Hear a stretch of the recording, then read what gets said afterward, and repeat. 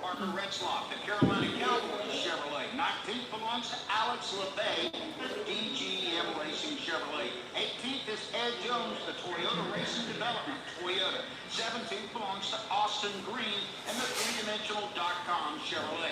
16th starter is Sammy Smith, the Pilot Line J Chevrolet. 15th to Brandon Jones and the Menards Delta Faucet Chevrolet. The 14th starter, the defending series champion, Cole Custer in Yankees Frozen Custard Ford. 13th is Eric Almirola in the Samaritan's Purse Toyota. 12th starter, Riley Herbst, the Monster Energy Ford. Starting 11th is Anthony Alfredo in the Dude White Chevrolet. Now the top 10 outside of row number 5 in the Apollo Peck Chevrolet is Connor Modak. Justin Allgaier goes off 9th in the Jarrett Logistics Chevrolet. Wheeling Chevrolet of Jesse Love is 8th. 7th, Chandler Smith, the Wheelers Toyota. The Bennett Transportation Chevrolet of Austin Hill goes off 6th. 5th on the grid, Sheldon Creed, the Friends of Jacqueline Foundation Toyota. Moving up to row number 2 on the outside in the Insurance King Toyota, it's Josh Nowicki. 3rd, A.J. Allmendinger, the Campers Inn RV Chevrolet. And now the front row. On the outside, it's Sam Mayer, the QPS Chevrolet. And on the pole for the 3rd time this season, first time here at Charlotte Motor Speedway in the WeatherTech Chevrolet, Shane Van Gisbergen, his speed 97.110 here on the roval. The roval at Charlotte Motor Speedway starting lineup. The drive for the Cure 250, presented by Blue Cross and Blue Shield of North Carolina. The starting lineup brought to you by Hunt Brothers Pizza. At Hunt Brothers Pizza, we love racing and we love pizza. Visit huntbrotherspizza.com or download the app to find your next pizza. Johnny! I can't wait for golf this weekend, huh, buddy? Time flies. Love you, man. Oh, don't forget your knee brace again. We aren't in college anymore. Moments together matter, so help protect yourself from RSV. If you are 75 or older or 60 plus with a chronic condition like asthma, COPD, heart disease, or severe diabetes, you're at higher risk of landing in the hospital from RSV, and there are no prescription RSV treatments. Check eligibility and schedule your RSV vaccine at vaxassist.com. Sponsored by Pfizer.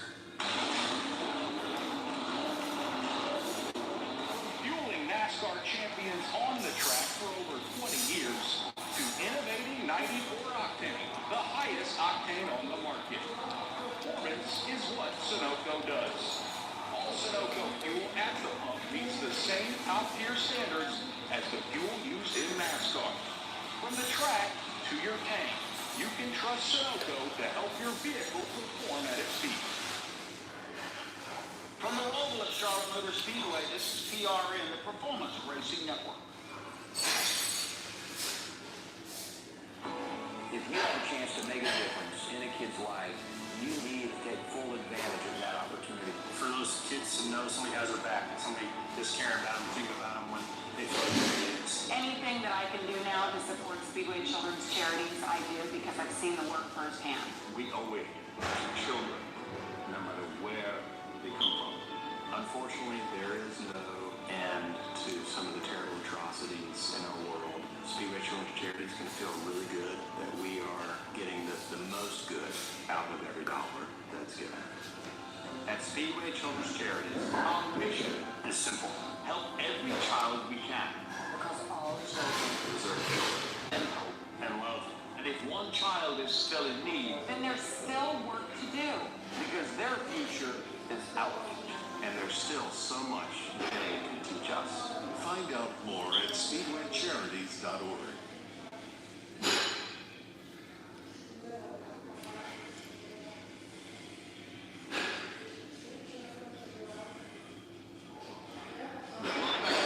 North Carolina, where we pause 10 seconds for station identification. This is PRN, the Performance Racing Network.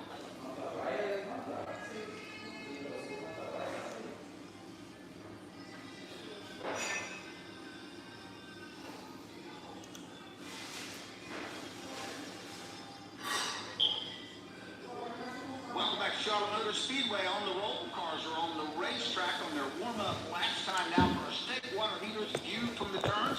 Brought to you by State Water Heaters. When you need a water heater, make sure you get a State. Visit statewaterheaters.com to find a professional installer near you. Calling the action starting at turn 1 today. Radio Network, Nick Miller. Thank you, Doug Rice. Looking forward to covering the first three corners on this roval road course here in Concord. Turn number one is a left-hander, 90-degree left-hander. There's a tire barrier to the exit of that corner that has chewed up race cars in the past. And on restarts and restarts, it'll be very exciting watching them try to navigate too wide through that corner. Turn number one, it's a slight jump uphill to turn number two, which kind of falls away from you as the drivers again turn left, navigating the pit exit way that runs parallel to turn number two. Short little straightaway before they bend that steering wheel back to the right, sweeping underneath the pedestrian bridge where quite a few fans are watching the pace laps here at Charlotte. When they leave that right hand for turn three, they'll walk in the view of my partner on the IMS Radio Network, Mark James. Thank you, Nick Yeoman. Happy to be here as always. At the exit of turn number three, the driver's left. It widens a little bit. There's an opening to the infield there where they kind of use that to set up for turn number four. At the exit of turn number four, which is a right-hander, the track widens out. They skip right across the rumble strips. It doesn't upset the balance of the race car at all. Then a short little straightaway to turn number five. That's a right-hander. That's uphill. That seems familiar until you get to the crest of that hill. Grip could be an issue as they crest that hill, but there is quite a surprise waiting for them. Maybe not a surprise now because Doug Turnbull, you can tell everyone just how much 6 and 7 has changed. Indeed, as you go downhill to turn 6, it's a wide sweeping right-hand turn, but it's off camera. That means it wants to pull the cars the opposite way that they're turning. And then they get sorted out in turn 6, maybe a little bit off balance. Then it is on the gas briefly, then on the brakes hard. Downshifting to first gear for the turn. Everyone's talking about that hairpin, 45-degree angle, turn number 7. Cars will have to sort through that, usually single file, but they can't get too wide if they outbrake the other. That could cause a lot of action. They'll then get back up into the banking, into the view of via Indiana and Virginia, Rob Albright. Well, if your familiarity with Charlotte Motor Speedway is limited to the oval, you will recognize when I tell you that turns 8 and 9 of the roval are the same as turns 1 and 2 at the oval at Charlotte Motor Speedway. It's the first and only time that you'll hear me mention that this afternoon because the way they are raced are completely different. Once they exit that turn number 7, that hairpin, they're only going about 35 miles an hour going up through the gearbox as they climb the 24 degrees of banking that constitute turn number 1. And then instead of running middle to top of the racetrack, as we often see on the oval, they'll come all the way to the bottom of the racetrack, kind of make it a straight line from turn number 8 to turn number 9, still remaining at 24 degrees. When they charge off of that turn at 24, they'll exit onto 6 degrees of banking on the back straightaway. At about the midpoint of that back straightaway, we have inserted very tricky part of this racetrack, and picking up the call right there is Pat Patterson. All right, thank you, Ron. Happy race day, everybody. Yes, once they get down to the chicane, by the way, the definition of a chicane, road narrowing. And it narrows very quickly. You got to turn left, back to the right, which is turn 11. Then you exit turn 12. And that's pretty much a straight turn. It takes about 5 or 6 seconds for these cars to get through this very tricky part of the racetrack. As soon as they exit turn number 12, they come back on the high sweeping banking of turn 13. They continue through 14 and here over to the grandstand area where they'll come to turn number 15. The chicane is a critical part of the race. We see a lot of action there. It can be a passing zone. Will be your eyes and ears all afternoon for 10, 11, 12, 13, and 14. And as they come off the banking here at Charlotte Motor Speedway and what is on the oval turn 4, they come into the front straightaway chicane. It starts with a nice, easy left-hand bender and then hard right, hard left, and then they come to about a 100-yard sprint to the start-finish line. Now, today, lap 20 in stage number 1. Stage 2 at lap 40. That leaves 27 to the 67 laps that make up today's Xfinity Series race. The cars have just gone down pit lane to check their pit road speed. It's 40 miles per hour. The pace car, 45 miles per hour, driven by Jason Brownlow today. It is a Toyota GR Supra.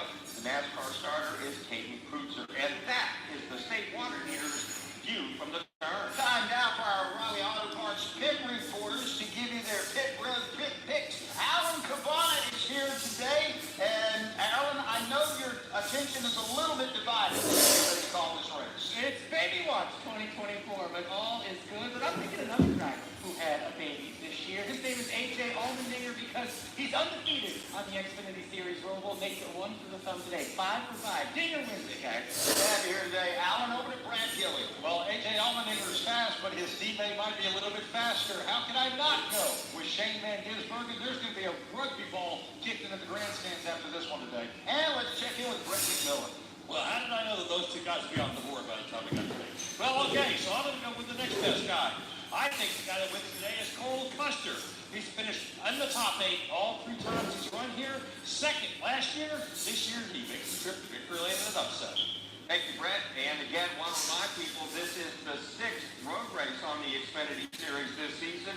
Kyle Larson was the winner at Coda out there in Austin, Texas. And then Shane Van Gisbergen reeled off 3 victories in a row, Portland, Sonoma, and Chicago. Connor Zillett, a great performance to grab the victory at Washington. When we got to the playoffs, the number 1 seed was Justin Allgaier. He's fallen on hard times. He is now 7 points below the cut line. 14 stage wins this year. It's been the dominant car. Can they find a little magic mark here and get back in the groove today and make the cut? They certainly hope they can. Obviously, Van Gisbergen has scored the most points on the road courses this year. Justin Allgaier, number 2 there, but don't sleep on Parker Kligerman. He's 3rd in points scored on the road courses. He needs a big game to make his way into the next round. A Toyota Supra Pace Car, GR Supra Pace Car, has turned on the pit lane, and we're ready to go racing on the roval in the drive for the Pure 250. The green flag flies in the air quickly up through the gearbox. Getting the jump is going to be Sam Mayer. He will lead this pack into turn 1. Yeah, not sure if Shane Van Gisbergen spun the tires, but it's going to be Sam Mayer who emerges from turn 1 with the race lead. Van Gisbergen sees A.J. Allmendinger take a peek for second. They'll get in line, following Mayer in turn 3. Boy, he is. You start up front, you finish up front. Sam Mayer knew that. He grabbed that top 5 and the second sail to about a 4-car length advantage. SCG and Allmendinger. And a side-by-side battle set up turn number 5. As Mayer gets away the winner a year ago, a good battle shaping up for second as well as Shane Van Gisbergen in turn number 6. Inching away from A.J. Allmendinger. Then that side-by-side battle gives teammates Josh Bilicki for the first time into turn 7. Sheldon Creed down low, licking up high. They escape without damage here as the car negotiates turn 7. And Mayer 24-degree banking of turn number 8 with a 3-car length advantage over Shane Van Gisbergen. And by the time he exits turn number 9, Pat, it's already grown to 10-car lengths. Sam Mayer really looking good as he enters the chicane for the first time today. Left and then back to the right in turn number 11. Now hammers down off at 12. Hits up onto the banking in 13. Van Gisbergen a good 25 cars behind him. Then you've got Josh Bilicki right behind. Sam Mayer got a violation on the start of this race. He jumped the gun on Shane Van Gisbergen. He will have to pay the price for that, although he will lead the lap number 1. He gets the black flag as he crosses the start-finish line. Van Gisbergen running second, A.J. Allmendinger 3rd. That is going to be the battle for the lead. Wow, what a frustrating start for Sam Mayer. As now the action turns behind him, which will be for the race lead. Those are the teammates. Van Gisbergen, half a car length lead over A.J. Allmendinger. Chalking up to the exuberance of youth, I suppose. But it is not really a long race. A series of sprints, making laps of tires and making back up. A.J. Allmendinger, meanwhile, taking the battle of the calling teammates up and down the hill into turn number 6. As Sam Mayer still out front, he's going to have to serve a penalty. This is a real battle for the lead. Second time into turn 7. Allmendinger breaks leader than Van Gisbergen. He gets right up to the back bumper, and that allows Sheldon Creed to lose the battle. Sheldon Creed hanging on to the back bumper of A.J. Allmendinger behind him. The car of Josh Bilicki has fallen some 5 car lengths back to the bottom of the racetrack in turn number 9. Down that short straightaway from 4th gear, the 3rd, the 2nd as they head to that chicane in its 90-degree left-hand corner. Calling teammates into the chicane. Now Allmendinger right on the bumper of SVG as they exit turn number 12. Onto the banking they go. Sheldon Creed right in the mix with that. SVG with about a 6-car lead over his teammate as they make their way to turn 15. Battle for the lead as they come back around to complete lap number 2. Sam Mayer dove on the pit road to serve out his penalty through the front chicane. Up on 2 wheels is SVG. Right behind him is A.J. Allmendinger. Then it's going to be Sheldon Creed and Josh Bilicki back to 1. Yeah, that's some Dukes of Hazzard stuff, watching those drivers navigate that chicane. Shane Van Gisbergen, absolutely no room to breathe. A.J. Allmendinger right there, about a car length back. Sheldon Creed hanging strong in 3rd, about 2 car lengths back. And with Sam Mayer headed to pit road on and on, that gives us the battle that we thought we would have the green flag. SVG, A.J. Allmendinger, then the 18 of Sheldon Creed. Creed falls back to about 2 car lengths at the exit of 5. And Creed's had a pile of second-place finishes here. good on points. Up front, Shane Van Gisbergen gets on the brakes later than A.J. Allmendinger. He was right up to him there, but Van Gisbergen in the lead. Sheldon Creed not mentioned by anybody as a potential race winner here this afternoon. Could it be that the two odds-on favorites take themselves out? Well, let's hope not, but they are right together, exiting turn number 9 and headed to turn number 10. Here comes the leader into turn 10, makes that left-hand turn, then quick back to the right, lets the car drift out to the left, half a car length back to second, that's A.J. Allmendinger, 2 car lengths back to Sheldon Creed, up onto the banking in 13, Josh Bilicki, 8, 9 car lengths back, and Austin Hill, that's the way they run through 13 and 14. Tight battle for 6. Jesse Love has it. Chandler Smith is there. Justin Allgaier also making up ground to join that fight. Meanwhile, up front, again, dogging the back bumper of SVG, A.J. Allmendinger, chases them across the start-finish line and back to turn number 1. Those two have absolutely been glued together on the first handful of laps. Van Gisbergen powers it out of turn number 1. A.J. Allmendinger took a look at the inside of turn number 2. Didn't have the momentum to get alongside. He'll stay in the tire tracks exiting 3. Josh Bilicki, Austin Hill trying to stay inside the top 5. They're doing just that for now. Also trying to keep pace with the two of Jesse Love.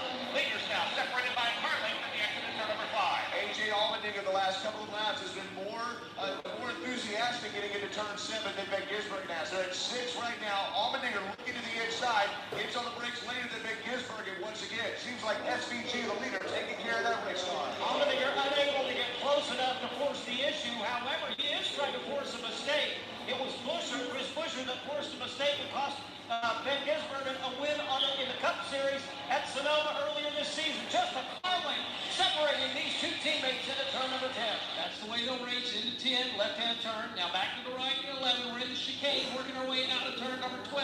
Hammers down onto the banking now. A.J. Allmendinger, 1.5 car lengths behind the leader. 6 or 7 car lengths back to Sheldon Creed. Josh Bilicki has gotten around Austin Hill. He holds on to the 4th spot. Then there's Austin Hill and Jesse Love. The leaders race nose to tail through the chicane. Allmendinger looks to the inside of SVG. He'll make the pass. They come back up on the front stretch and back to start-finish line to complete lap number 4. We've got a new leader in A.J. Allmendinger. And A.J. Allmendinger leads him into turn number 1. And Shane Van Gisbergen is not done trying to fend off challenges because Sheldon Creed has that 18 machine come to the inside. That becomes the outside as they go door to door in turn 3. Those front two never checked out on it. He stays right there. And also the 19 machine keeping pace. That's Josh Bilicki. He is all over Sheldon Creed now. Austin Hill trying to keep pace as well. Good battles up front as the leader stretches out to a 4-car length advantage. Yeah, second place it'll be Shane Van Gisbergen, who fended off Sheldon Creed for third. Fourth is Josh Bilicki, his second start of the year in the kids, number 19. Need to mention as the leaders get into turn 7 that Sam Mayer rejoined the field at 18th and is already back to 16th. At the top of the banking in turn number 8. That is 24 degrees from bottom to top. Now out of the shade into the sunlight in turn number 9. 5 car lengths the advantage that A.J. Allmendinger enjoys over teammate SVG. Once again, down through the gears. 4th, the 3rd, the 2nd. He's been the king of the road at this place. A.J. Allmendinger into the chicane. He's being dogged by his teammate. Half a car length behind as they exit turn 12 on to 13. Creed, 4 car lengths back in 3rd. Behind him is Josh Bilicki. Austin Hill about 12 cars back. Connor Mozak has just worked his way past Wiley Herbst for 8th, and now Herbst has a rear view mirror full of the Eric Almirola machine. Behind Almirola, it's Cole Custer, Parker Klingerman, Anthony Alfredo. Leaders across the stripe, though, head back to turn 1. They will be led by A.J. Allmendinger, single file through about the first 5 or 6. Then you start to see that battle pick up. As you mentioned, Connor Mozak and that 88 machine trying to hold off Riley Herbst with a host of cars. Almirola, Custer getting chased. Mark Chase, that's about 8 through 11 to the turn number 3. Things tighten up a bit now up at turn number 4. We say that, and A.J. Allmendinger climbs right back into the throttle. Has about a 4-car length advantage now as he slides up at turn number 5. He's going through 5, up and down the hill. A.J. Allmendinger is, and then sweeping into 6. Off camber, off balance, switches the car a bit. On the brakes hard, and now Shane Van Gisbergen gets on the brakes later than Allmendinger, trying to make up that spot. As they climb the hill in turn number 8, will document the fact that Parker Klingerman, who started 21st, is all the way up to the 13th position. He's been passing cars right and left in these first few laps, trying to get in position to win this race. Off turn number 9 is still Allmendinger. He leads by 6 car lengths into turn 10. A.J. doing a great job of moving out in front of his teammate. He's got a nice 4 to 5 car lead now. He's picked up some advantage off of turn number 12 now. Comes the field. Allmendinger halfway between 13 and 14. Good. 10, 12 car lead over SVG. Half dozen laps in the books here in the Drive to the Cure 250 top 5. Read like this: AJ Allmendinger, Shane Van Gisbergen, Sheldon Creed, Josh Bilicki, and Austin Hill. This NASCAR playoffs, you like things spicy, Toyota Racing is looking for you. No, we don't care if you can handle the 5-alarm chili or that eternal inferno salsa. Can you handle how spicy these playoffs will be when the temperature rises on racing's biggest stage? Please. If you're ready for some serious heat, we want you. Be part of the action. Toyota.com/racing. Toyota, let's go places. NASCAR is a registered trademark of the National Association of Soccer Motor Racing. And we're back with the action. Coke Zero Sugar might be the best Coke ever. That's right, Jim. With an irresistible taste and zero sugar, Coke Zero Sugar is a must-try for any sports fan. So make sure you... Wait, Jim, I didn't even try it right now. We're still in the air. Best Coke ever? Take a taste, Jen. Really? No, not right now, Jen. We got a game to call. Today's broadcast sponsored by Progressive Insurance. Looking for a career you'll love with flexibility, great pay? Let's try that again. Looking for a career you'll love with flexibility, great pay, and benefits from one of the country's top workplaces? Well, come join our growing team. Go to progressive.com/careers and apply online today. AJ Allmendinger, your leader, followed by Shane Van Gisbergen, Sheldon Creed, Josh Bilicki, Austin Hill. That's the top 5, and this is PRN, the Performance Racing Network. I'm PRN's Doug Turnbull, co-host of the 5 to Go podcast, a weekly deep dive into 5 motorsports issues. Devin Cuffman gives the gist. One thing that I've never seen before, when the cars got 4 wide, everybody stood up cheering. And championship-winning mechanic Dan O'Neill turns decades into the garage and promoter. Unless everybody is aware of the rules, then no, it's not fair for everyone. Listen to the 5 to Go podcast on GoPRN.com and subscribe on Apple and Spotify. Denny Hamlin slides up. He gets into the fence a little bit off of turn 3. We can see if he is able to sustain that.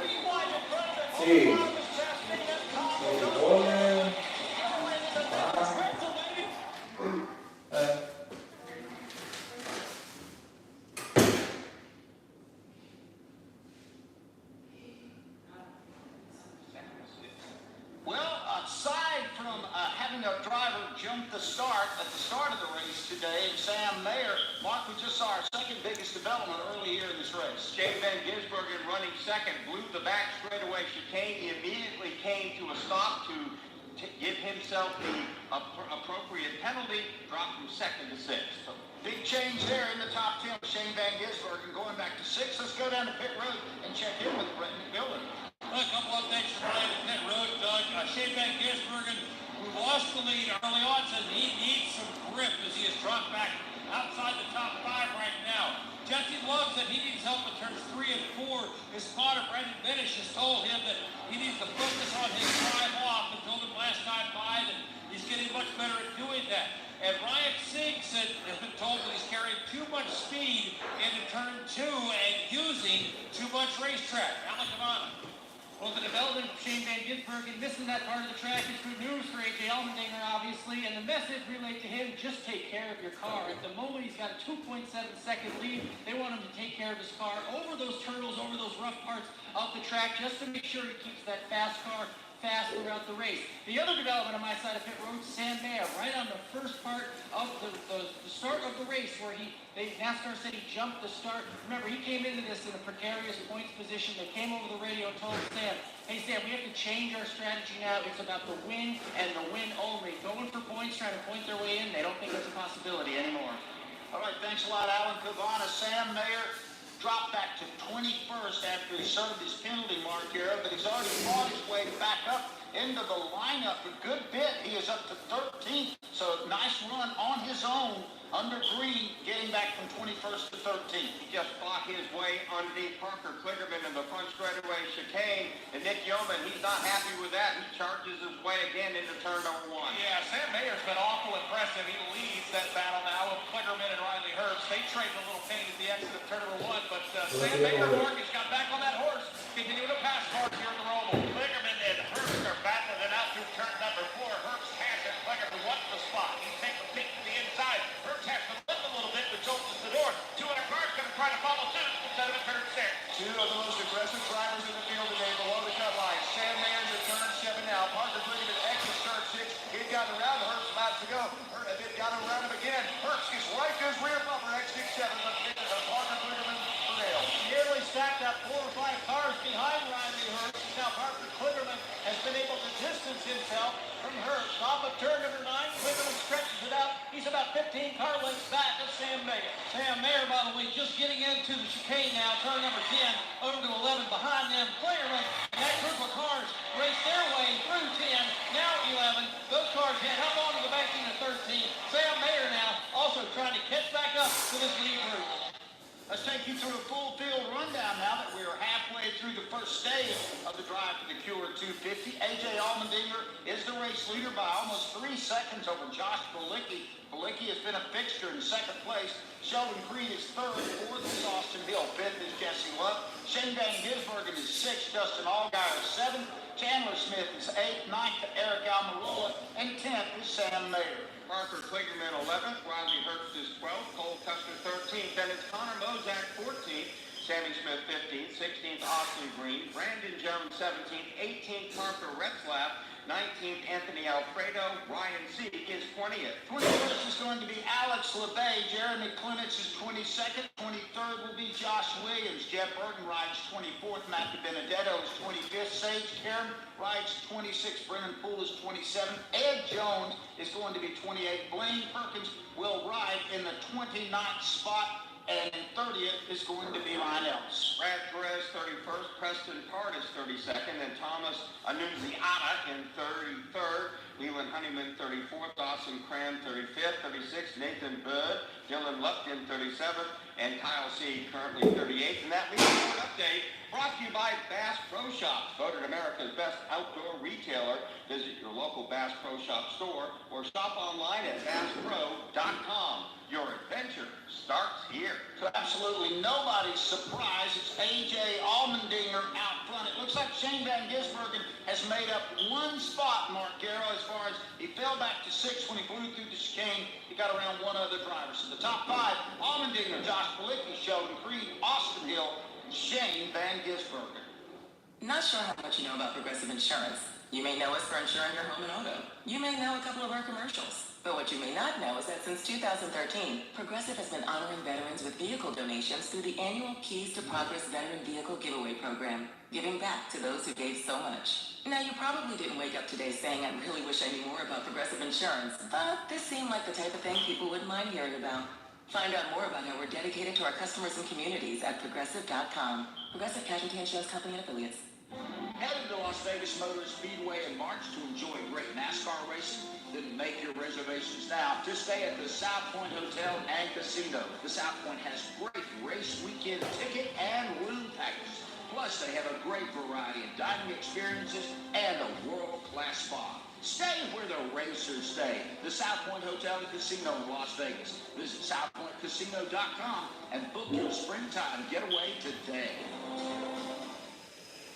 A.J. Allmendinger has pulled out to a 3.1-second lead, about to complete lap number 12 in the Drive to the Cure Xfinity Series race here at Charlotte Motor Speedway on the roval. 8 laps to go in Stage 1. You're listening to PRN, the Performance Racing Network.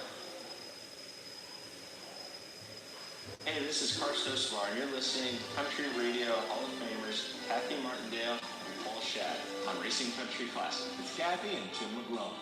I can see you getting more into the technical. I can see you producing. It's a fun thing to learn. I enjoy doing it. When I get the opportunities to do it, I try to learn as much as I can. Hey, it's Kathy Martindale and Paul Shad on Racing Country Classic. Racing Country Classic. Each year, vehicle trespasser and pedestrian accidents along railroads change the course of innocent lives, from train operators and passengers to families and first responders. Interacting safely with tracks and trains is the goal. It's important to be alert when approaching crossings. Never drive or walk around lowered gates. Do not walk on or beside the tracks. Trespassing is dangerous and illegal. Don't risk your life. Keep clear and stay safe. For more information, visit metrolinktrains.com/stay safe.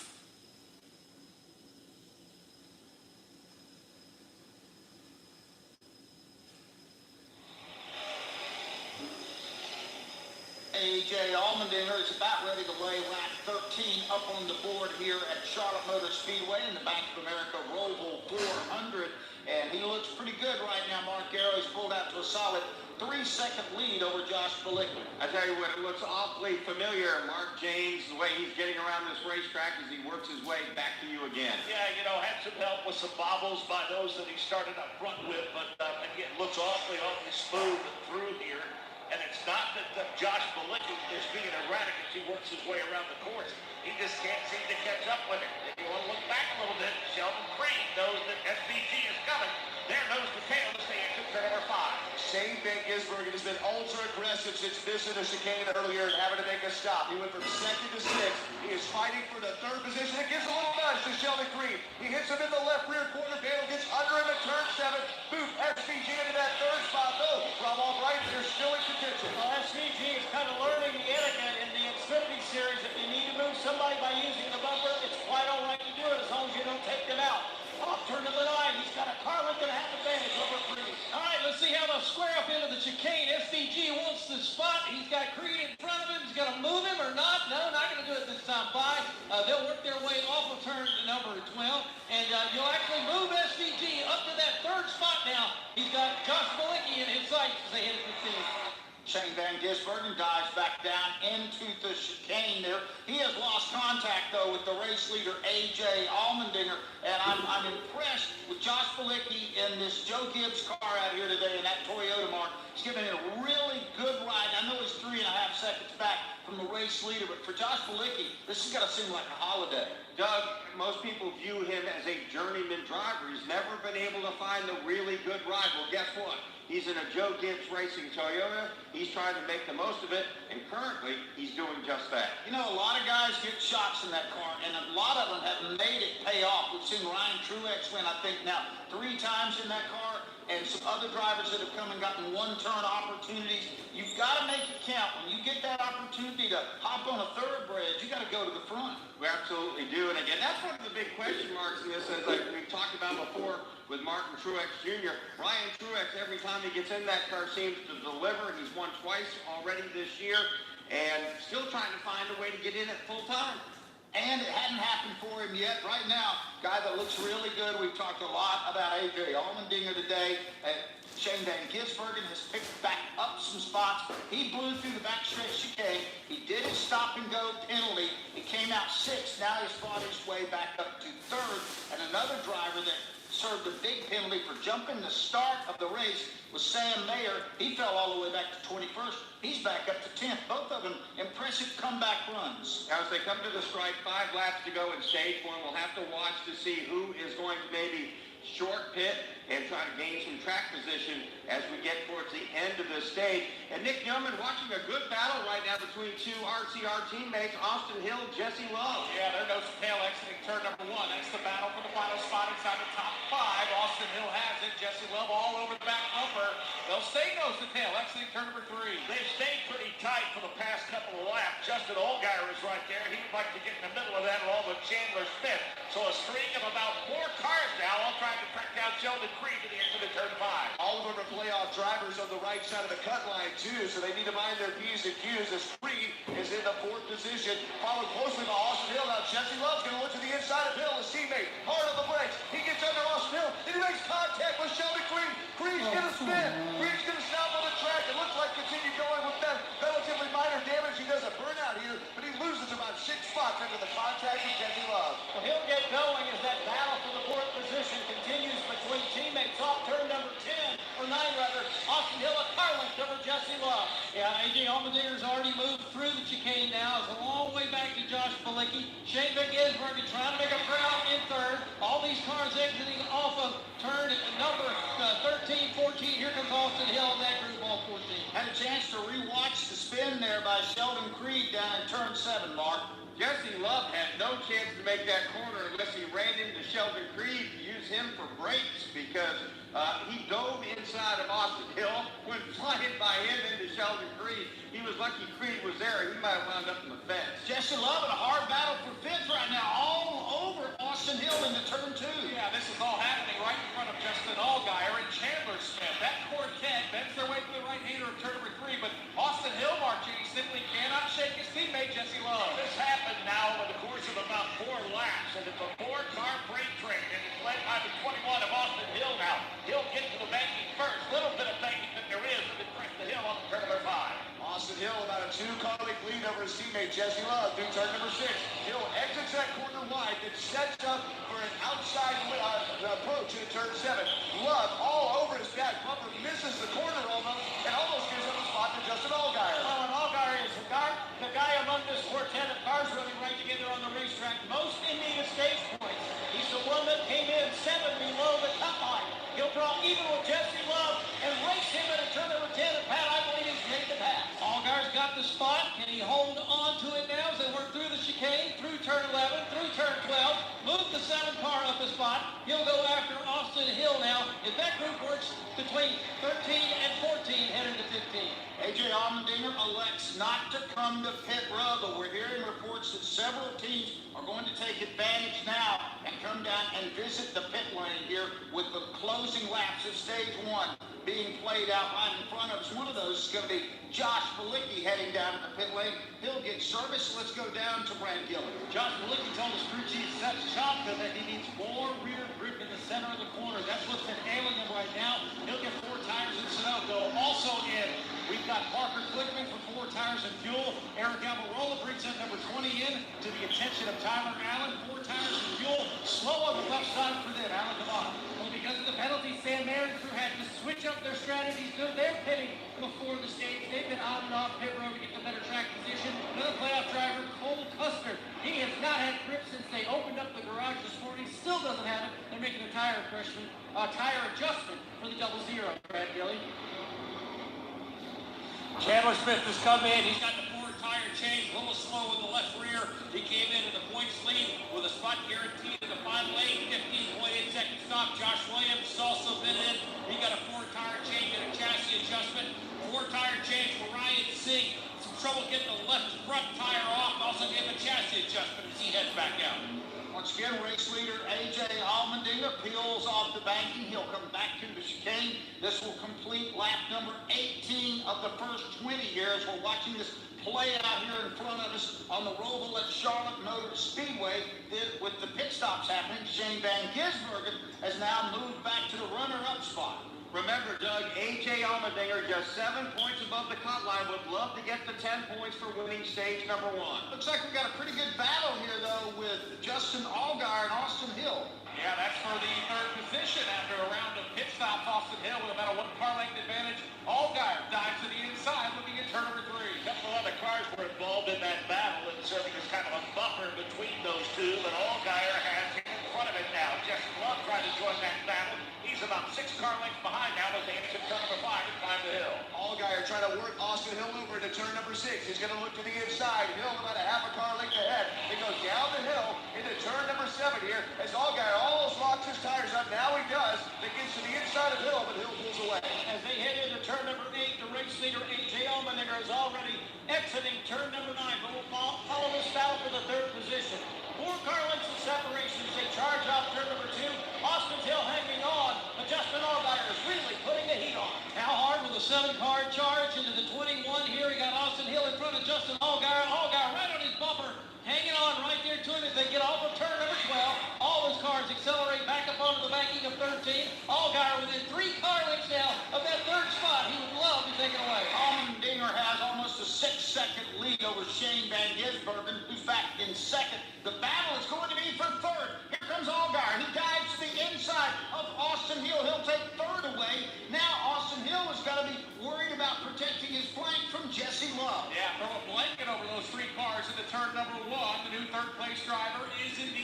Justin Allgaier. He'll hold that spot.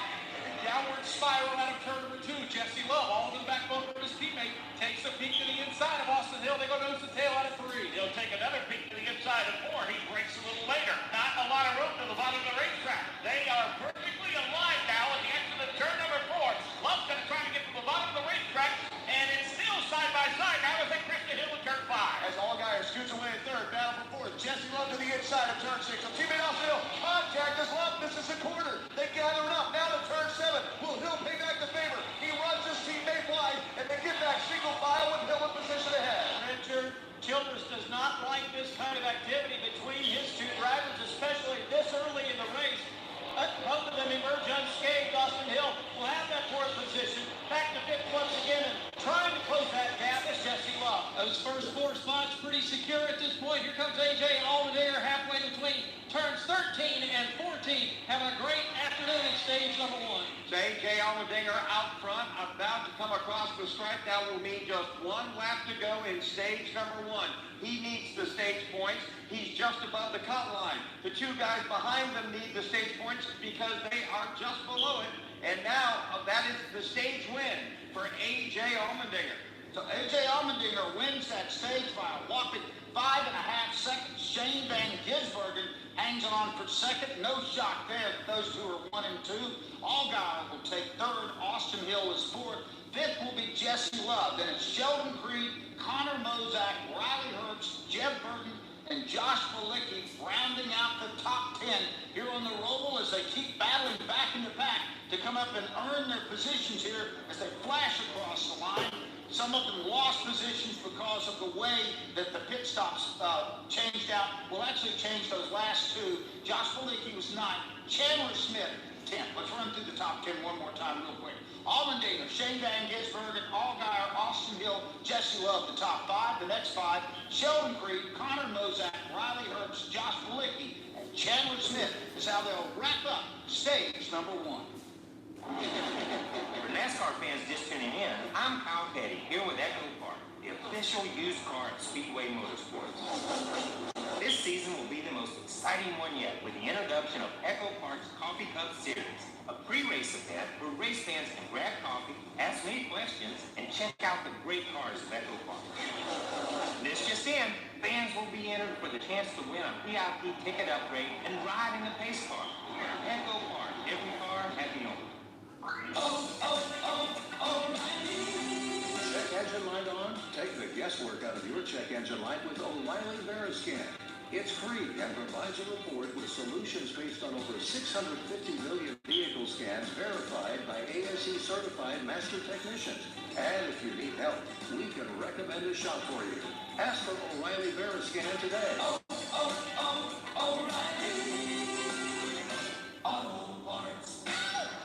You know what? We head out next week to Las Vegas. And in Las Vegas, it's all how to celebrate. So NASCAR fans, hear how you can get a bigger celebration when you're out in Las Vegas. You can start your engines by visiting LasVegas.com. That's visit LasVegas.com. When we come back, we'll have some more pit stops here at the end of stage 1 of the drive to the Cure 250 Xfinity Series race here on the roval at Charlotte Motor Speedway. This is PRN, the Performance Racing Network. Time to pull down on the handle and start rolling them here at Las Vegas Motor Speedway. The green flag flies at the Atlanta Motor Speedway. About to contest the Coca-Cola 600 racing at Texas Motor Speedway. Now Keselowski goes way up the racetrack. Here comes Harrison Burton. He rockets to the lead. Trouble. Car goes around. It's Chris Buescher. Giordano battles to the outside. They come back to the start-finish line. Bubba Wallace looks inside. And now here's Byron. Takes a quick left to block him. They head back to 1. Here goes Ross Chastain. He's going to the bottom of the racetrack. Bubba goes up. Blaney hits the outside wall. Off of turn 2. Can Christopher Bell do anything with it? He gets down to the bottom of the racetrack. Briscoe dives to the bottom of the racetrack. Side by side. They get loose. They spin. Now Tyler Reddick does the 360. So does Briscoe. Heading into turn number 7 as he wraps it around. The crowd is cheering for Daniel Suarez here on this final lap. Allmendinger gets into Alex Bowman. Ross Chastain back out to the front for the final time. This is PRN.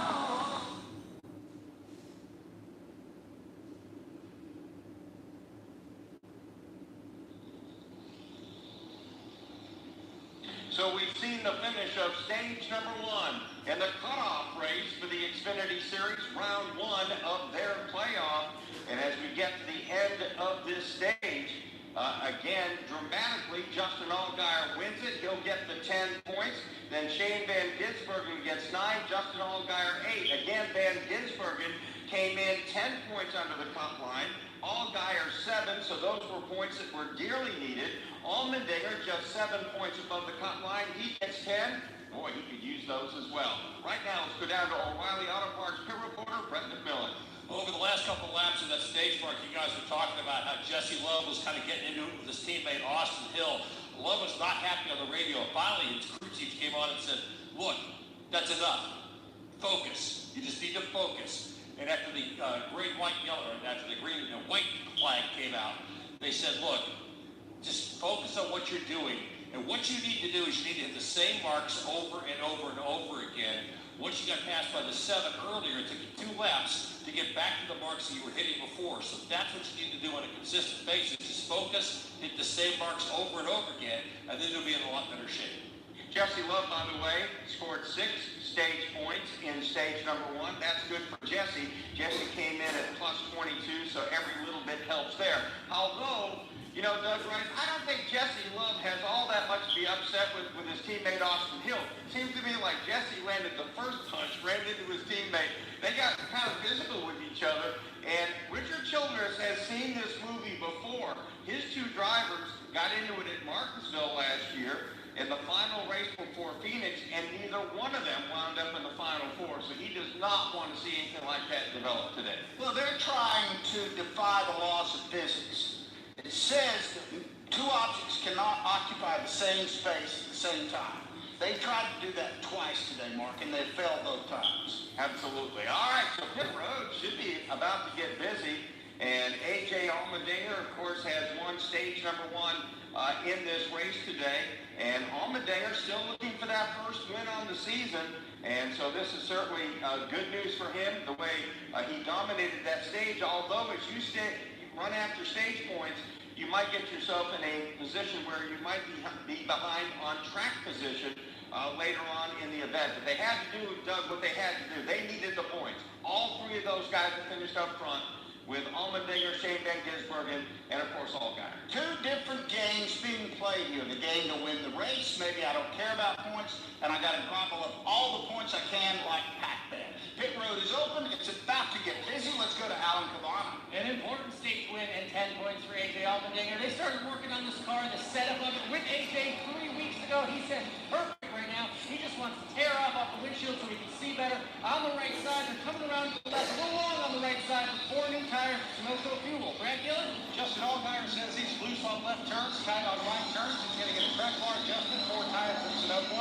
Sheldon Creed is so loose getting back to the gas, he said he just simply cannot touch the throttle right now. Connor Mozak could be a little more free as well. 4 tires in Sunoco. Brett McMillan.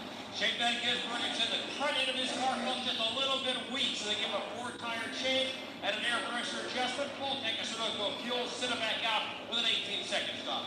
Jesse Love, the first off of pit lane of the cars that just pitted, followed by A.J. Allmendinger, Sheldon Creed, Austin Hill, Riley Herbst, Justin Allgaier, Shane Van Gisbergen loses 5 spots. We'll take a break, come right back to Charlotte Motor Speedway for more of this Xfinity Series cutoff race.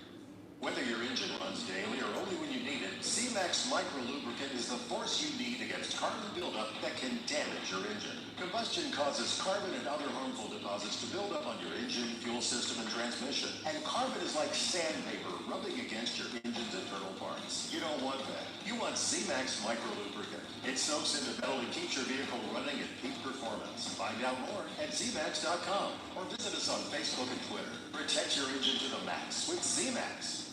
At Bass Pro Shops, we salute those who serve. We proudly stand with those who stand for our freedoms by offering our legendary salute discount every day, saving active duty, veterans, and first responders up to 10% on top quality outdoor gear, and recently partnering with the Army and Air Force Exchange Service, becoming the official outdoor gear provider for our heroes. It's more than the great outdoors. It's about honoring those who protect it. Bass Pro Shops, voted America's best outdoor retailer. Feel like you're in the driver's seat and never miss a second of the race action with Racing Electronics. Listen in on uncensored audio from every team in the race. See them in the vendor area to purchase yours today or learn more at racingelectronics.com. This is PRN, the Performance Racing Network. Ladies and gentlemen, start your engines for the 4th annual Women with Drive, driven by Mobil One Summit, taking place in Indianapolis, Indiana, December 9th through the 11th, kickoff ERI Show Week. As a property of Women in Motorsports North America, this conference brings together both women and men to discuss the current issues and needs to advance opportunities for a more diverse and inclusive environment to help grow the motorsports industry. Head to womenwithdrivesummit.com to learn more and register now. We are Lions International, the world's largest service organization. We are volunteers committed to strengthening our communities and supporting those in need, one act of kindness at a time. For more than a century, Lions have been serving a world in need, right here in our community and around the world. Lions International makes the impossible possible. This is your invitation to join us, because the only thing missing from our mission to make a difference is you. Visit lionsclubs.org to find a local Lions Club near you.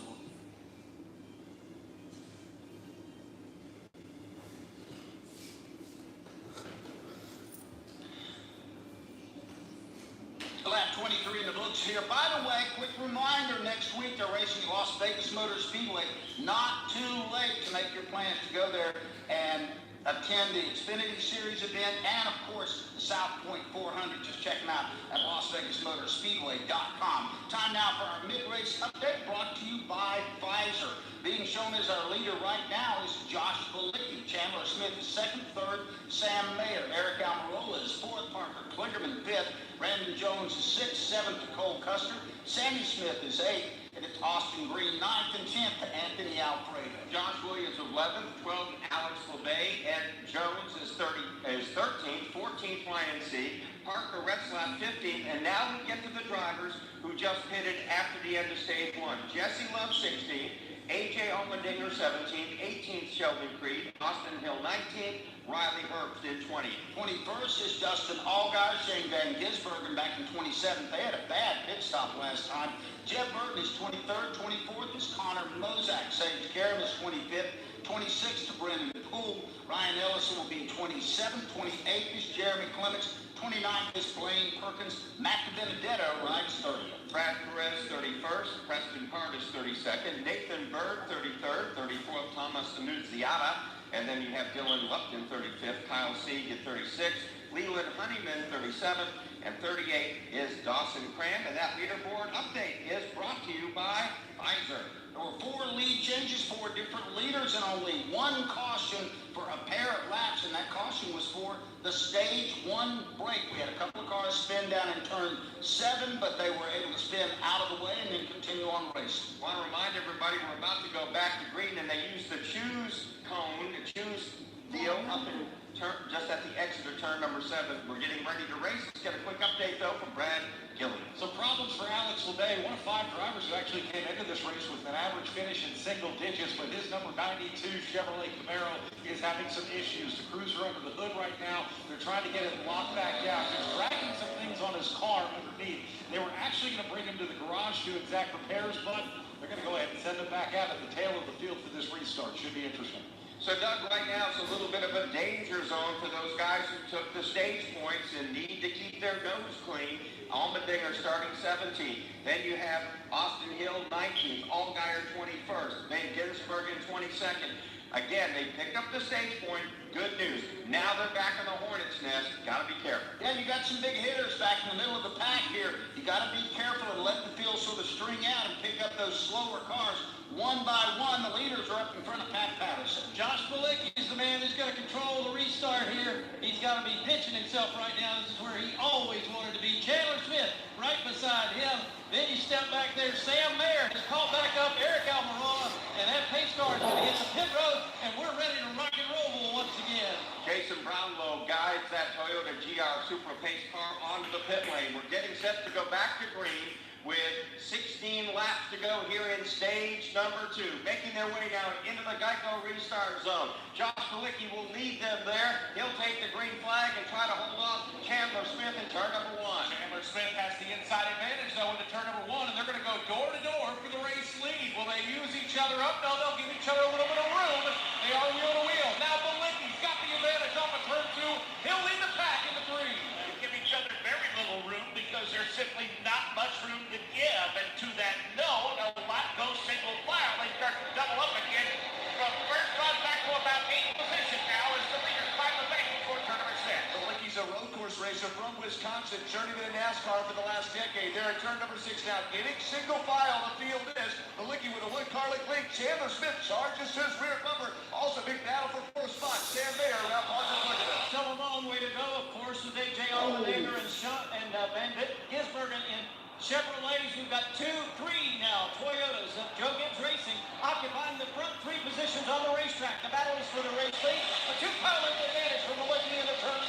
Here comes Josh Bilicki in at number 10. He makes a left-hand turn, now back to the right. He's being challenged from the rear by Chandler Smith. Only a car length separate those two. 3 car lengths back to number 20. They work their way up to turn 13. Now into turn 14. Here's the leader headed to 15. Number 19, Joe Gibbs Machine with Josh Bilicki aboard. Leads them into turn 16. Chandler Smith filling up his rear windshield, and you don't have to go that far back to find Eric Almirola and then Sam Mayer. He jumped the start to start the race, but he has rallied back to 4th. Yeah, Mayer's going to put the pressure on Eric Almirola. They are all watching this fantastic battle for the race lead. Josh Bilicki by a car length. Chandler Smith takes a wider angle into turn number 3. He'll take a peek to the inside into 4. Battles above the front 4, and it's kind of a 2-by-2 situation with the leaders already exiting turn number 4. They say that Eric Almirola gets a little breather versus Sam Mayer now. That's the battle for 3rd into turn number 6. You know Mayer's hungry. He has to win this race to get into the playoffs there. There at turn 6. Almirola exits it a little wide. Mayer gets up to him. Now, battle for the lead into turn 7. Chandler Smith aggressively breaks later than his teammate Bilicki. The Bilicki maintains the lead. Things crazy from 15th on back. That's where the cars who stayed out to get stage points are wrestling their way through the pack. Off turn number 9, the bottom of the racetrack. Now drifting to the top of the racetrack off of that corner. It's still Josh Bilicki by the slightest of margins over Chandler Smith. Chandler Smith goes right to the bumper of Bilicki into turn 10, stays off of him. They make the turn back to the right in 11, now back to the left in 12, exit onto the banking. Almirola holds that 3rd spot there. Sam Mayer in 4th. It is a good ways back to Parker Clifton. SVG, the last 2 times, has gone 3 wide in the entry of turn number 7, and both times past 2 cars has gone from 22nd all the way back to 15th. Right now, watching a bit of a traffic jam, Cole Custer is currently holding on to the 7th spot, but Austin Green, Sammy Smith, Josh Williams right there. Yeah, and you mentioned A.J. Allmendinger. He's charged his way through the field as well. He is up to 10th, but let's take a look at Cole Custer, that bright blue and red car, trying to hold off Austin Green as they exit turn 3. Meanwhile, Sam Mayer is pulled up on the 20 machine of Eric Almirola. They go side by side as Almirola, it looked like he lifted a little bit, let him pass. Now he'll touch underneath the bumper as they get to the top of the crest of the hill at turn 6. And then down the hill, Sam Mayer, half-car lead now over Eric Almirola up to the 3rd position. Battle up front again. Chandler Smith trying to outbreak Josh Bilicki there. Locks his tires up again. Bilicki stays in the lead. Mayer stays in 3rd. 2 of the top 4, no dog in the fight, not involved in the playoffs. That, of course, the race leader, Josh Bilicki, the 4th place car of Eric Almirola. They would love to win, but they're not going to wreck playoff-bound drivers to get it done. Bilicki hanging on to that top spot. Behind those guys is Cole Custer. He also is out there. He battles into the chicane. And with 32 car right behind him, then you have Brandon Jones. Behind him is Sammy Smith, A.J. Allmendinger. That's where you find him as caution is on the speedway. We have debris in turn 2. That's just the 2nd yellow flag of the day here in the drive for the Cure 250. It comes out while Josh Bilicki is being shown as the race leader, followed by Chandler Smith, Eric Almirola, Sam Mayer, and Parker Kligerman. And we're back with the action. Coke Zero Sugar might be the best Coke ever. That's right, Jim. With an irresistible taste and zero sugar, Coke Zero Sugar is a must-try for any sports fan. So make sure you... Wait, Jim, I didn't even try it right now. We're still in the air. Best Coke ever? Take a taste, Jen. Really? No, not right now, Jen. We got a game to call. Hi, it's PRN's Brad Gilly. Did you know you can take PRN with you anywhere? That's right. By downloading the PRN mobile app, you can listen to our live race broadcast from anywhere. Make sure you don't miss a second of the action from the track. Download today for station listings and on-demand access to your favorite studio shows like Fast Talk, Pit Reporters, or Garage Pass. Get all the latest racing information at your fingertips with the PRN mobile app. Download today, available in the Apple App Store. Oh crap, almost took the stream out. Second yellow flag of the day here on lap 27, debris at turn 2 on the roval. This is PRN, the Performance Racing Network. Hi, it's PRN's Brad Gilly. Did you know you I can want take you to PRN cook with you race anywhere? tomorrow, That's so- right. By downloading the PRN mobile app, you can listen to our live race broadcast from anywhere. Make sure you don't miss I'll do a second of streams the action again, from but the I track. will. Download today for station listings and on-demand access to your favorite studio shows like Fast Talk, Pit Reporters, or Garage Pass. Get all the latest racing I'll go for the information at your championship, fingertips guys. The with Xfinity PRN mobile app, championship. available in the Apple App Store and on Google Play. Can't wait. Hey, I'm Corley Joy for Speedway Children's Charities. The mission for Speedway Children's Charities has remained true since its founding almost 40 years ago. To care for children in educational, financial, social, and medical needs in order to help them lead happy and productive lives. So many children have benefited from our group in the past, but we need your help now more than ever. There's so much we can do when we all join together, so let's start today. Visit speedwaycharities.org to learn more. I thank you in advance for your help.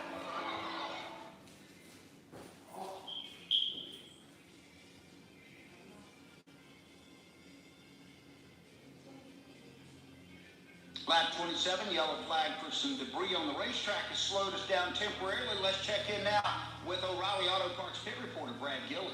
Well, I got a couple of Joe Gibbs teammates on my end of pit road. One of them is pretty happy right now. That would be Josh Malicki out leading this race. And his car's a little too snug, but it's something he can race, something he can manage. But for his teammate Sheldon Creed, maybe bigger problems. He's going to come down pit road, says his car is stuck in gear. They asked if he knew what gear.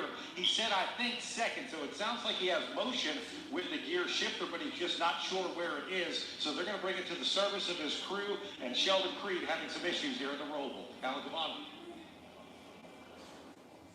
And here at turn number 7, we saw Sheldon Creed multiple times on that last sequence beginning stage number 2, flutter through that turn. And I was thinking he was just getting used up by Shane Van Gisbergen, who stormed through this field. But it looks like maybe that gear issue could have been the reason as he was stuck on the outside. What I have seen with multiple drivers here, especially those playoff drivers, in the back, those playoff drivers in the back, is that they are aggressive, and they're finally using turn 7 for that aggression spot, that heavy braking spot that we've been anticipating all weekend long. And for more of the pits, here's Alan Cavano.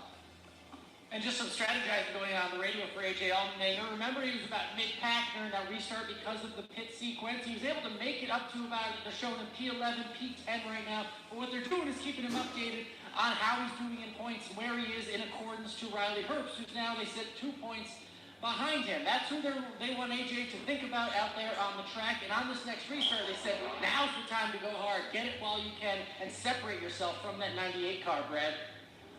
Brett.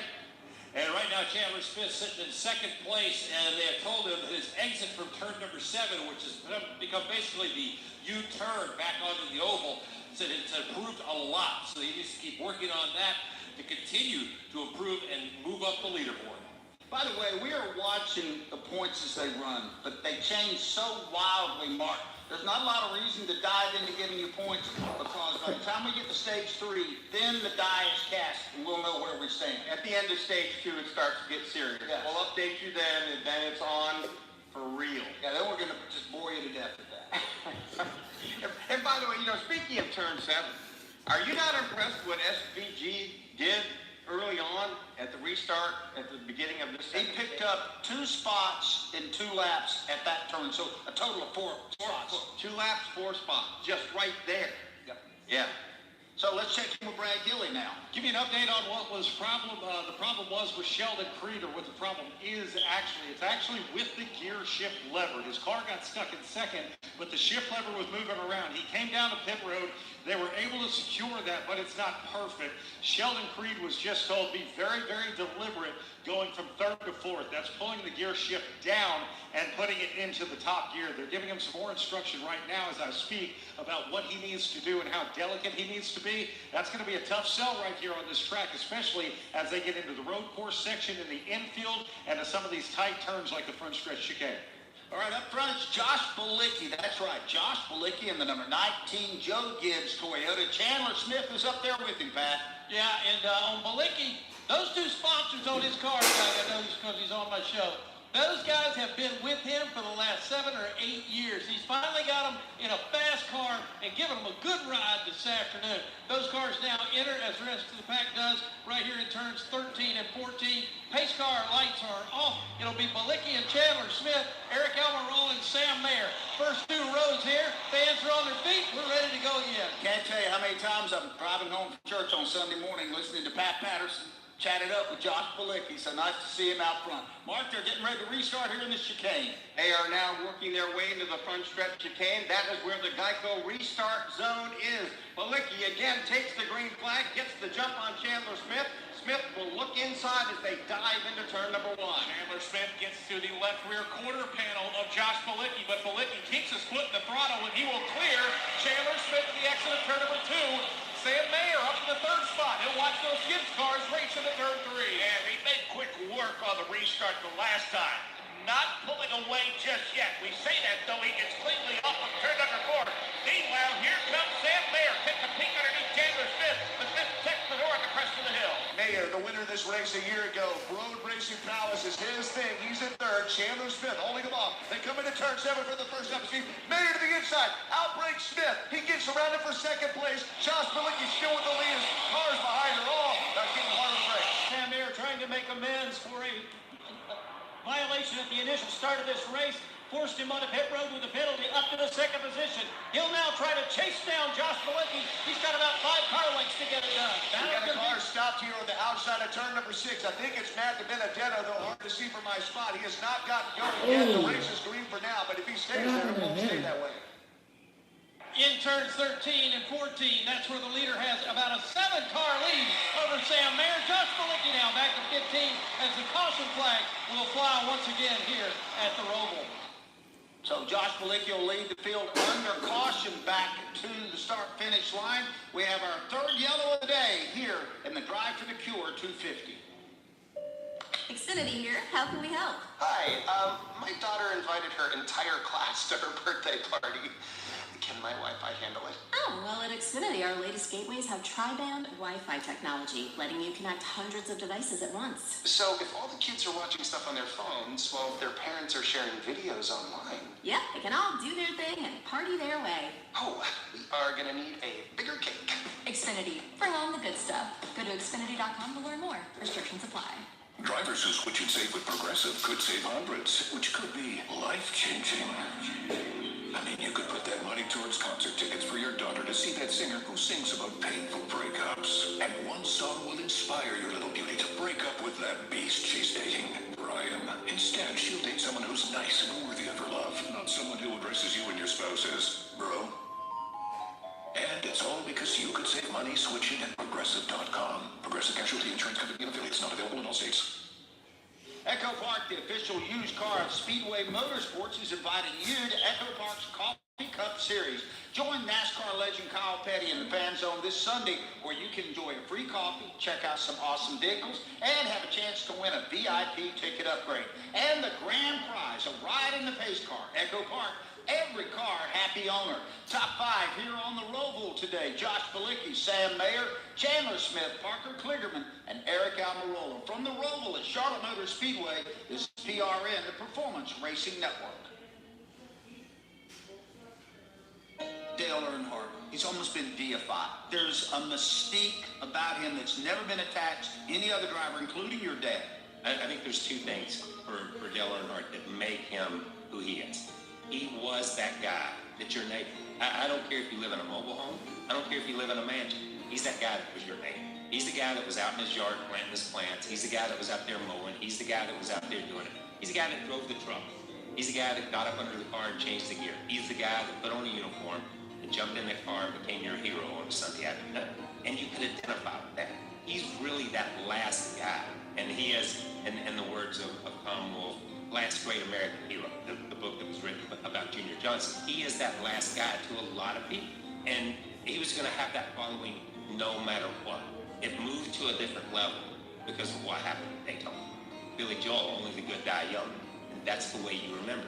So I think that moves you to a different place too.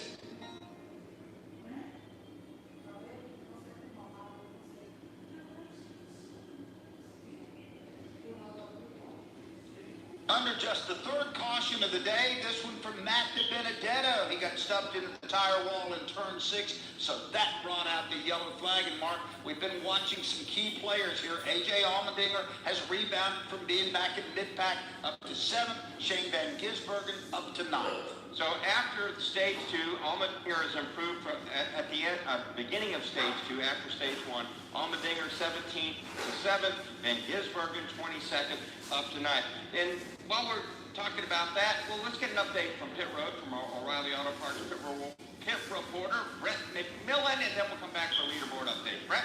Well, Mark, here's an update of a couple of guys who are still in the playoff hunt. First of all, Riley Herbst, sitting there just inside the top 20 right now, came in 20 points above the cut line. He is very discouraged. Said the car has not been handling well at all today. He says, absolutely, I do not know what's wrong. I don't know what to tell you how to make this thing better. Meanwhile, Jesse Love and his crew, his crew chief, Danny Stock, been talking a lot about trying to strategize what they want to do right now. Right now, they're sitting in 14th. They say they're, and looking at the points themselves, say they're 8 points to the good. They're trying to decide whether or not to stay on the track the rest of this stage and see if they can get some points, or whether or not to short pit it and go for the best finish possible. A lot to decide right now. All right, time now for a leaderboard update brought to you by Hunt Brothers Pizza, where we love racing and we love pizza. Find your next pizza at huntbrotherspizza.com or download the Hunt Brother Pizza app. Now, we're going to give you the rundown. Josh Bilicki, currently the leader. Sam Mayer second, Chandler Smith third, Parker Kligerman fourth, fifth, Eric Almirola, Colt Custer sixth, seventh, A.J. Allmendinger, Austin Green eighth, ninth, Shane Van Gisbergen, and 10th, Sammy Smith. Riding 11th is Brandon Jones. It's going to be Austin Hill in 12th, 13th, Anthony Alfredo. Jesse Love is 14th, Justin Allgaier 15th. Connor Mozak rides in 16th, 17th is Josh Williams. Riley Herbst 18th, 19th Ed Jones. Ryan Sieg is 20th. Sage Karam is 21st, Parker Retzlaff 22nd, 23rd, Brendan Poole, Jeff Burton is 24th, Preston Part is 25th, Alex LeVay 26th, Dylan Lupton 27th, Brad Perez 28th, 29th, Nathan Bird, Thomas Annunziata is in 30th. 31st, Sheldon Creed. 32nd is Jeremy Clements. Leland Honeyman Jr. is going to be 33rd. Kyle Sieg 34th. Dawson Cram 35th. Matt DiBenedetto rides 36th. Blaine Perkins, who is out of the race, is going to be credited with 37th, and 38th will go to Ryan Ellis. And that's your full field rundown here in the drive for a Cure 250 on lap 31. Just 36 circuits left to go. Again, Josh Bilicki out front. This is his 106th Xfinity Series start. And again, always looking to get a better ride. He's been with some of these underfunded teams, only 3 top 10s over those first 105 races. But in a Joe Gibbs Racing Toyota, Josh Bilicki making some big noise this afternoon here at Charlotte. And the Toyota GR Supra pace car is ready to dive onto the pit road here as we get restarted here. It'll be lap 32 when they get back to the line this time. Pit car on the pit road. Now they've got to come through the chicane, wait for that green flag restart, and then hop on it here. We did have a car jump the restart at the start of the race, Sam Mayer, but he has fought his way back to be back on the front row. Mayer to the inside, to the outside. Josh Bilicki, green flag in the air. Who's going to get the jump? Down the front stretch. Bilicki on the outside. Mayer dives to his inside. Sam Mayer is there. He's at the door. He'll stay side by side at the exit of turn number 1. They're still door to door. Sam Mayer has the inside. That becomes the outside into turn 3. Battle for the race lead is on. It's Mayer nosing ahead. Just not a lot of room to go side by side to that portion of the racetrack.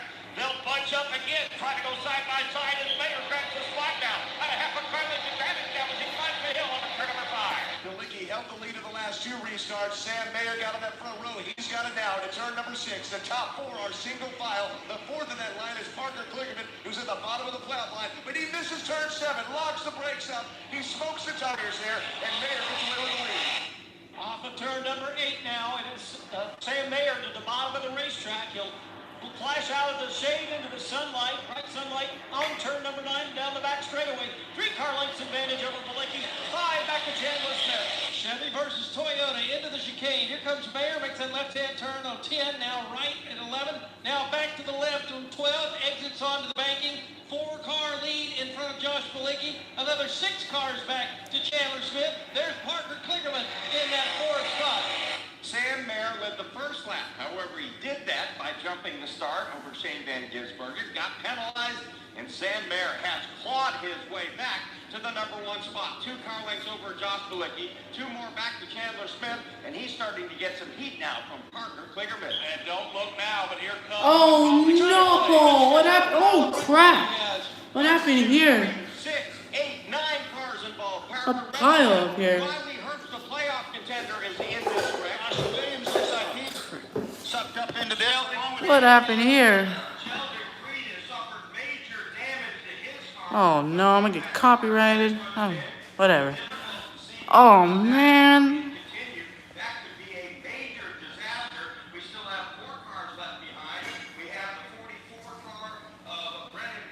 If the string gets taken down, I'm gonna repost it, guys. Don't worry.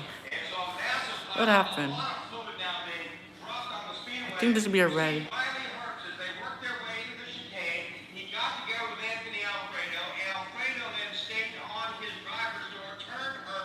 Holy crap.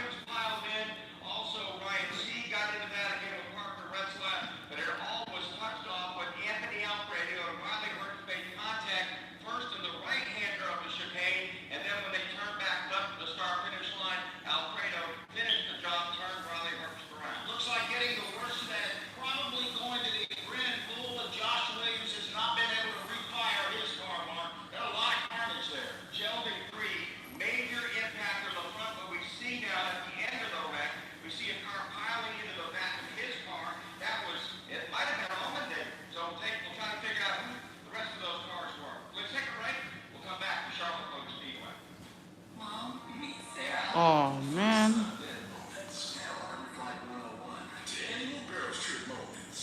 Your can't-miss moments are worth protecting against RSV.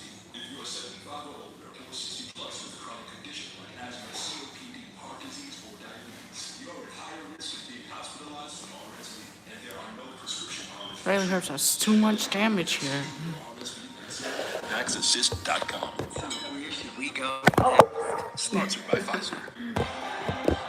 There you go. We're back with the action. Coke Zero Sugar might be the best Coke ever. That's right, Jim. With an irresistible taste and zero sugar, Coke Zero Sugar is a must-try for any sports fan. So make sure you... Wait, Jim, I didn't even try it right now. We're still in the air. Ooh. Best Coke ever? Take a taste, Jen. Really? No, not right now, Jen. We got a game to call. Still a number of cars here on the pit lane. On the front stretch here at Charlotte Motor Speedway after that major pileup at the exit of the front straightaway chicane. Still on the racetrack waiting to get taken back to the garage area. Ryan C., Brendan Poole, Josh Williams, and again, playoff contenders Riley Herbst, severe damage. Also, severe damage to Sheldon Creed.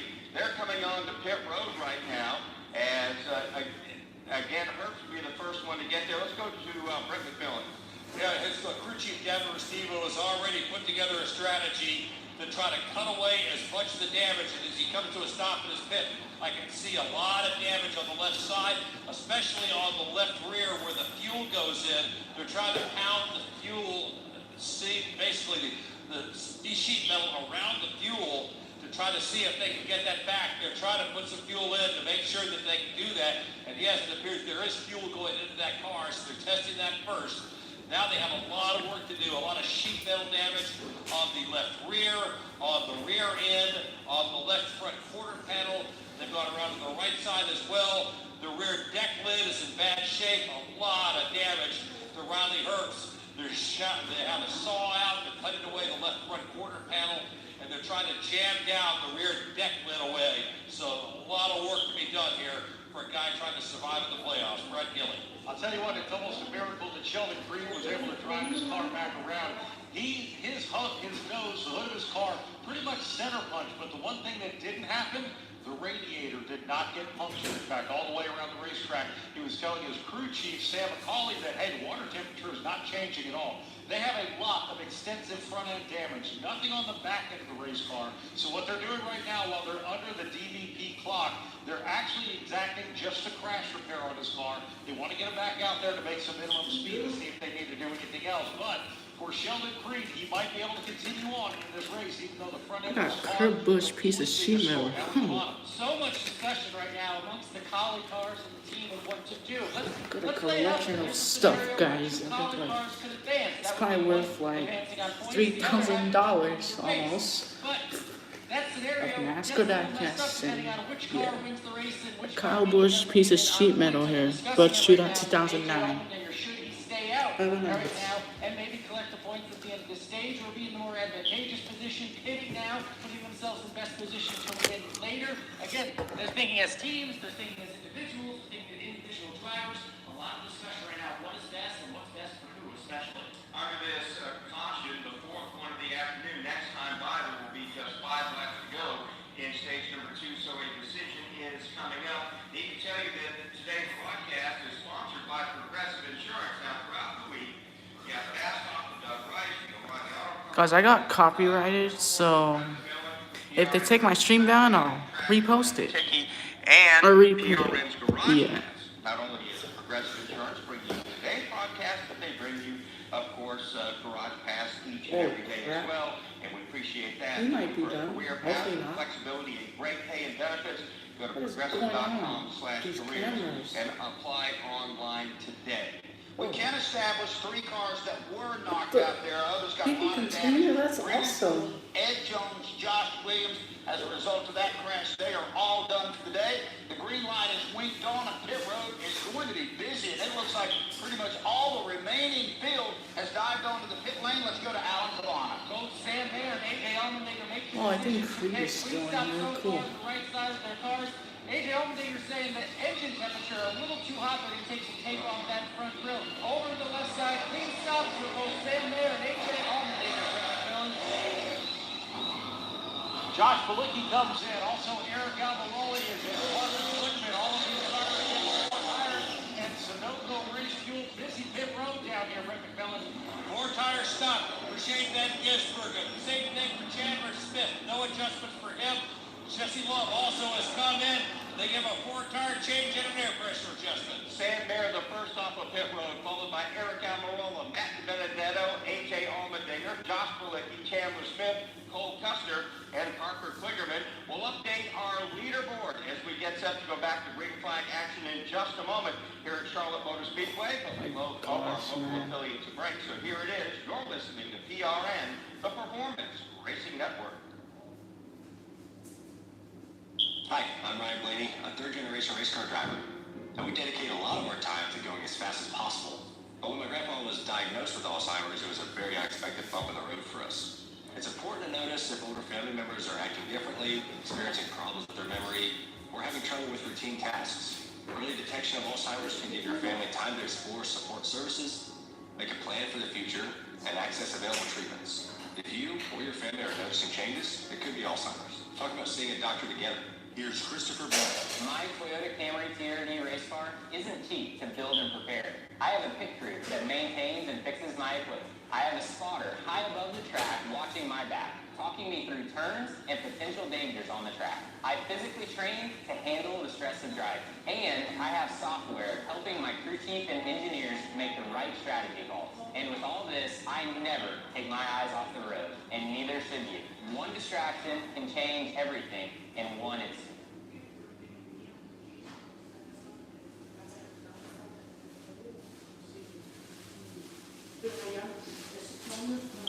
We're back at Charlotte Motor Speedway, getting down towards the end of the second stage in the Drive for the Cure Xfinity Series cutoff race.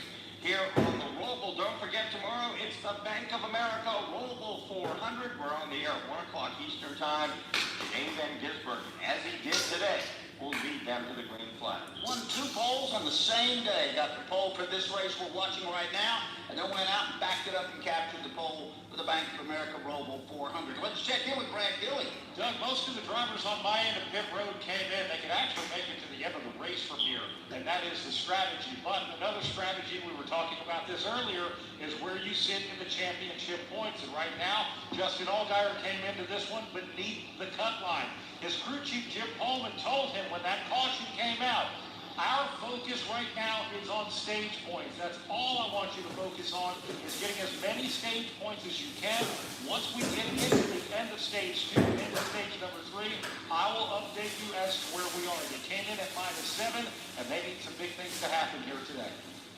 Great report there from Brad Gilly, and right now we can tell you the first car below the cutoff line is A.J. Allmendinger. He is at -6, and it's Riley Herbst at -11, but that will fluctuate, and we'll get a better read on that. But Mark, we're coming up pretty quickly here to stage 3. And we certainly are as they pass by the start-finish line. We have 4 to go now in this stage, as again we remain under yellow. Time now for an update on our leaderboard, brought to you by Bass Pro Shops, voted America's best outdoor retailer. Visit your local Bass Pro Shop store or shop online at BassPro.com. Your adventure starts here. So Justin Allgaier is currently your leader. Sage Karam is second. Leland Honeyman third. Fourth, Jeremy Clements. Kyle Seek fifth. Connor Mozak sixth. 7th, Brad Perez. 8th, Sam Mayer.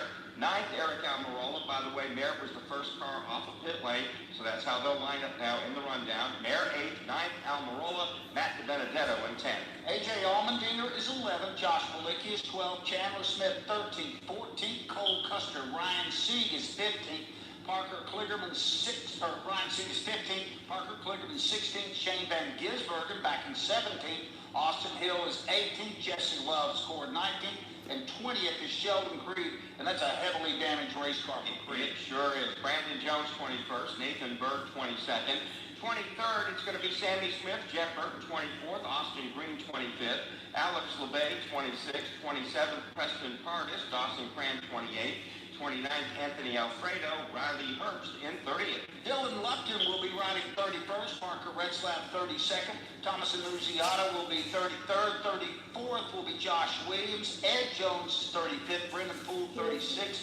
Blaine Perkins 37th. And out of the race is Ryan Ellis. Right now we have 5 cars being scored out. That's Williams, Ed Jones, Poole, Blaine Perkins, and Ellis. So again, if you just joined us on one of the slowest sections of the racetrack, the exit of the front straightaway chicane, we just had a pileup that officially included 12 cars. It seems lately NASCAR is doing a good job of getting the big multi-car crashes. And it was odd because the first couple of cars crashed and other people just kept coming in behind them. It was like, it took a long time for it to develop, but it put 3 cars out of this event. I think Sheldon Creed's going to be lucky if he can continue. Doug, he came into this race plus 32 above the cut line. They need every single point. Surely Riley Herbst will. He came in plus 20. And again, those cars heavily damaged. They'll have all they can do just to hold serve at this point and stay on the lead lap. All right, Pat Patterson, 31 laps to go, 36 down. We're a little over halfway here, but I don't think we've really lit the fuse yet. No, I think we're a long way from that. Justin Allgaier out in front. That's what he really needs to be right now. And then Jarrett Logistics Chevy. He's got a really good road course racer right beside him, and that's Sage Karam. So this is not going to be any kind of cakewalk. And of course, right there behind him, he also has got a couple of 100 guys. Leland Honeyman is also a really good road course racer.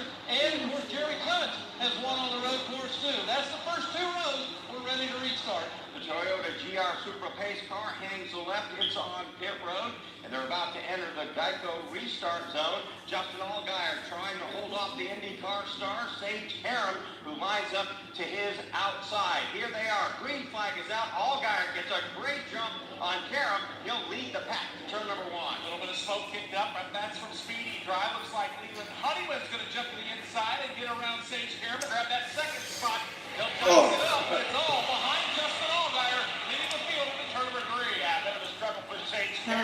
Belgian throwback from 2009. I like it. Back from Honeyman, not going to be able to do it off of turn number 4. 51 for Little risk for the weary man, though, because Connor Mozak is right there behind him. He has the fourth spot, front 4 with some separation in the crest of the hill. Mozak with a Trans Am background knows how to get around road courses. He's at 4th, fighting to the back bumper there of Sage Garrett up front. Just an all-guy is scooting away. As now Connor Mozak takes a 3 wide into turn 7. All right, behind him it is Sam Mayer. He's coming to the front as Sheldon Creed huffs and puffs his way up the banking or up the hill to turn number 6. Barely under power. I don't think he's going to be able to make it back to the start-finish line. Off of turn number 10, or 9 rather, Justin Allgaier, 20 car lengths the advantage. And Justin's got a nice lead into the chicane now, left and back to the right, turn 11, then back out to the left again. He'll take it up onto the banking. He's got that good 20-car lead as Sam Mayer is going to charge and try to catch up to this group right now as they work between 13 and 14. Allgaier has driven away from the pack right now. We'll call it a 25-car length lead as they come back in to the front stretch chicane, which is turns 16 and 17. Riding in that second spot is going to be Leland Honeyman, and he's kind of out of place, Mark. We're at a place in the race where some of the drivers that don't have the fast cars due to pit stop strategy are going to be listed up in the top 10 and 15. And we've got just 2 laps to go in this stage, and that's dangerous when you mix fast cars with cars that spend most of the day in the back of the pack. Let's pick up the leaders again inside the roll. Mozak's going to grab a spot as Honeyman goes wide. It looks like going right along with him is Sam Mayer. So give them second and third now as they set up for turn 6. And as Justin Allgaier scoots away, desperately needing those points. Second is Connor Mozak getting a spot start for Junior Motorsports. His teammate at third is Sam Mayer. He's looking under Mozak, and Eric Almirola right behind. With fresher tires, Sam Mayer may have an opportunity to race down, chase down, I should say, Justin Allgaier, as Sheldon Creed stops on the back straightaway right in front of us. He is still rolling, but he's definitely not under power. Yeah, Sheldon Creed is out of harm's way, though. The field works around to the outside of him. No caution flag yet on the racetrack. Allgaier out in front, climbs the banking here. In and turn number 13. A very comfortable lead as he makes his way off of 14. The battle for second, third, and fourth raging on. It feels like NASCAR may wait till we get to 1 to go here before they throw the yellow flag for the wounded car of Sheldon Creed along the backstretch. Allgaier just crosses the start-finish line. We'll see if this battle continues. Brad Gilley, a quick update on Sheldon. Sounds like he lost power, and it doesn't sound like he's going to be able to make it back around either. So this should get interesting. As long as he can stay out of harm's way, we'll see if he can at least keep himself out of the way. But it doesn't sound like he's going to be able to. Caution's on the racetrack. Sheldon Creed's come to a complete stop on the backstretch before the chicane. Caution flag has come out. Record service on their way. And here's the weird part, Pat. Just as the yellow came out, Riley Herbst, his injured race car, barely up to speed, went by, heavily smoking. And again, these are 2 guys that could have major problems now making their way on to the next round after problems here in this cutoff race. So we'll see how all of this wraps up now, because the field still has to circle around under the yellow to come back and make this an official end to stage 2 here at lap 40, and then we'll only have 27 laps to go. You kept thinking Creed might get back, but finally the car just gave up the ghost halfway down the backstretch. Doug, it will be Justin Allgaier. For him, he'll win this stage. I think that's 15 stage wins. 15 stage wins. More importantly, 10 points. Wow, he could really use that. He scored 8 points in the first. So, Doug, he comes out of these first 2 stages having scored 18 out of a possible 20 points. Could not have gone better the first 2 stages for Justin Allgaier. Playoff drivers that have scored points here in stage 2 are Justin Allgaier. He wins this stage, finishing 3rd will be Sam Mayer, Allmendinger 6th, Shane Van Gisbergen 7th. Everybody else that was in the top 10 are non-playoff contenders. Again, big for Allgaier, big for Shane Van Gisbergen, and again, as we heard from Alan Cavana, colleague racing. You got 2 guys that could win, 2 guys that need the points, 2 guys trying to make their way into the next stage. They have got some major mathematics and strategy to work out. All right, let's give you the top 10 here in stage number 2 as they will finish it up when they come back to the start-finish line. It'll be Justin Allgaier winning it, Connor Mozak 2nd, 3rd will go to Sam Mayer, Eric Almirola will take home 4th, Leland Honeyman is 5th, A.J. Allmendinger 6th, 7th to Shane Van Gisbergen. Chandler Smith is 8th. Sage Karen will be 9th. And 10th will belong to Josh Balicki. And that's the way we'll wrap it up here at the conclusion of Stage 2. This NASCAR playoffs, you like things spicy, Toyota Racing is looking for you. No, we don't care if you can handle the 5-alarm chili or that eternal inferno salsa.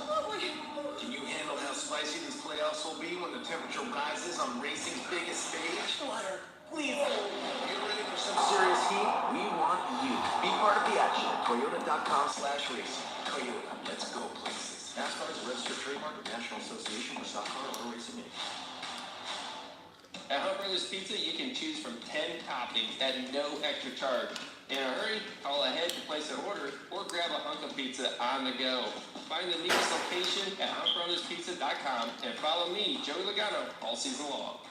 By downloading the free PRN mobile app, you can listen to all of our live race broadcasts anywhere. You'll also have easy access to all of our award-winning studio shows. Get all the latest racing information at your fingertips with the PRN mobile app. Is your insurance playbook too confusing? Make it easy. Switch to Geico and get all your insurance coverage from one place. Go to Geico.com and get started today. We are under our 5th yellow of the day here in the Drive to the Cure 250. This is PRN, the Performance Racing Network.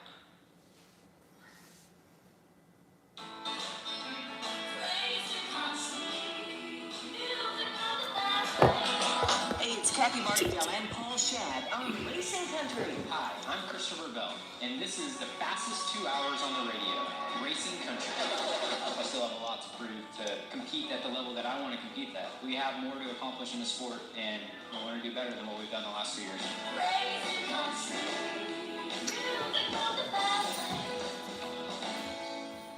The Grassroots is where the hometown heroes of Friday and Saturday nights are, and where the future stars of NASCAR are made. First career win for James Friesen in the Test Racing Sportsman Series. PRN's At the Track is a people show about the people of grassroots racing. The stories and journeys from the grassroots are always unique. PRN's At the Track covers the people of America's fattest bull race. Hear PRN's At the Track each week on broadcast radio stations, the free PRN app, or at GoPRN.com.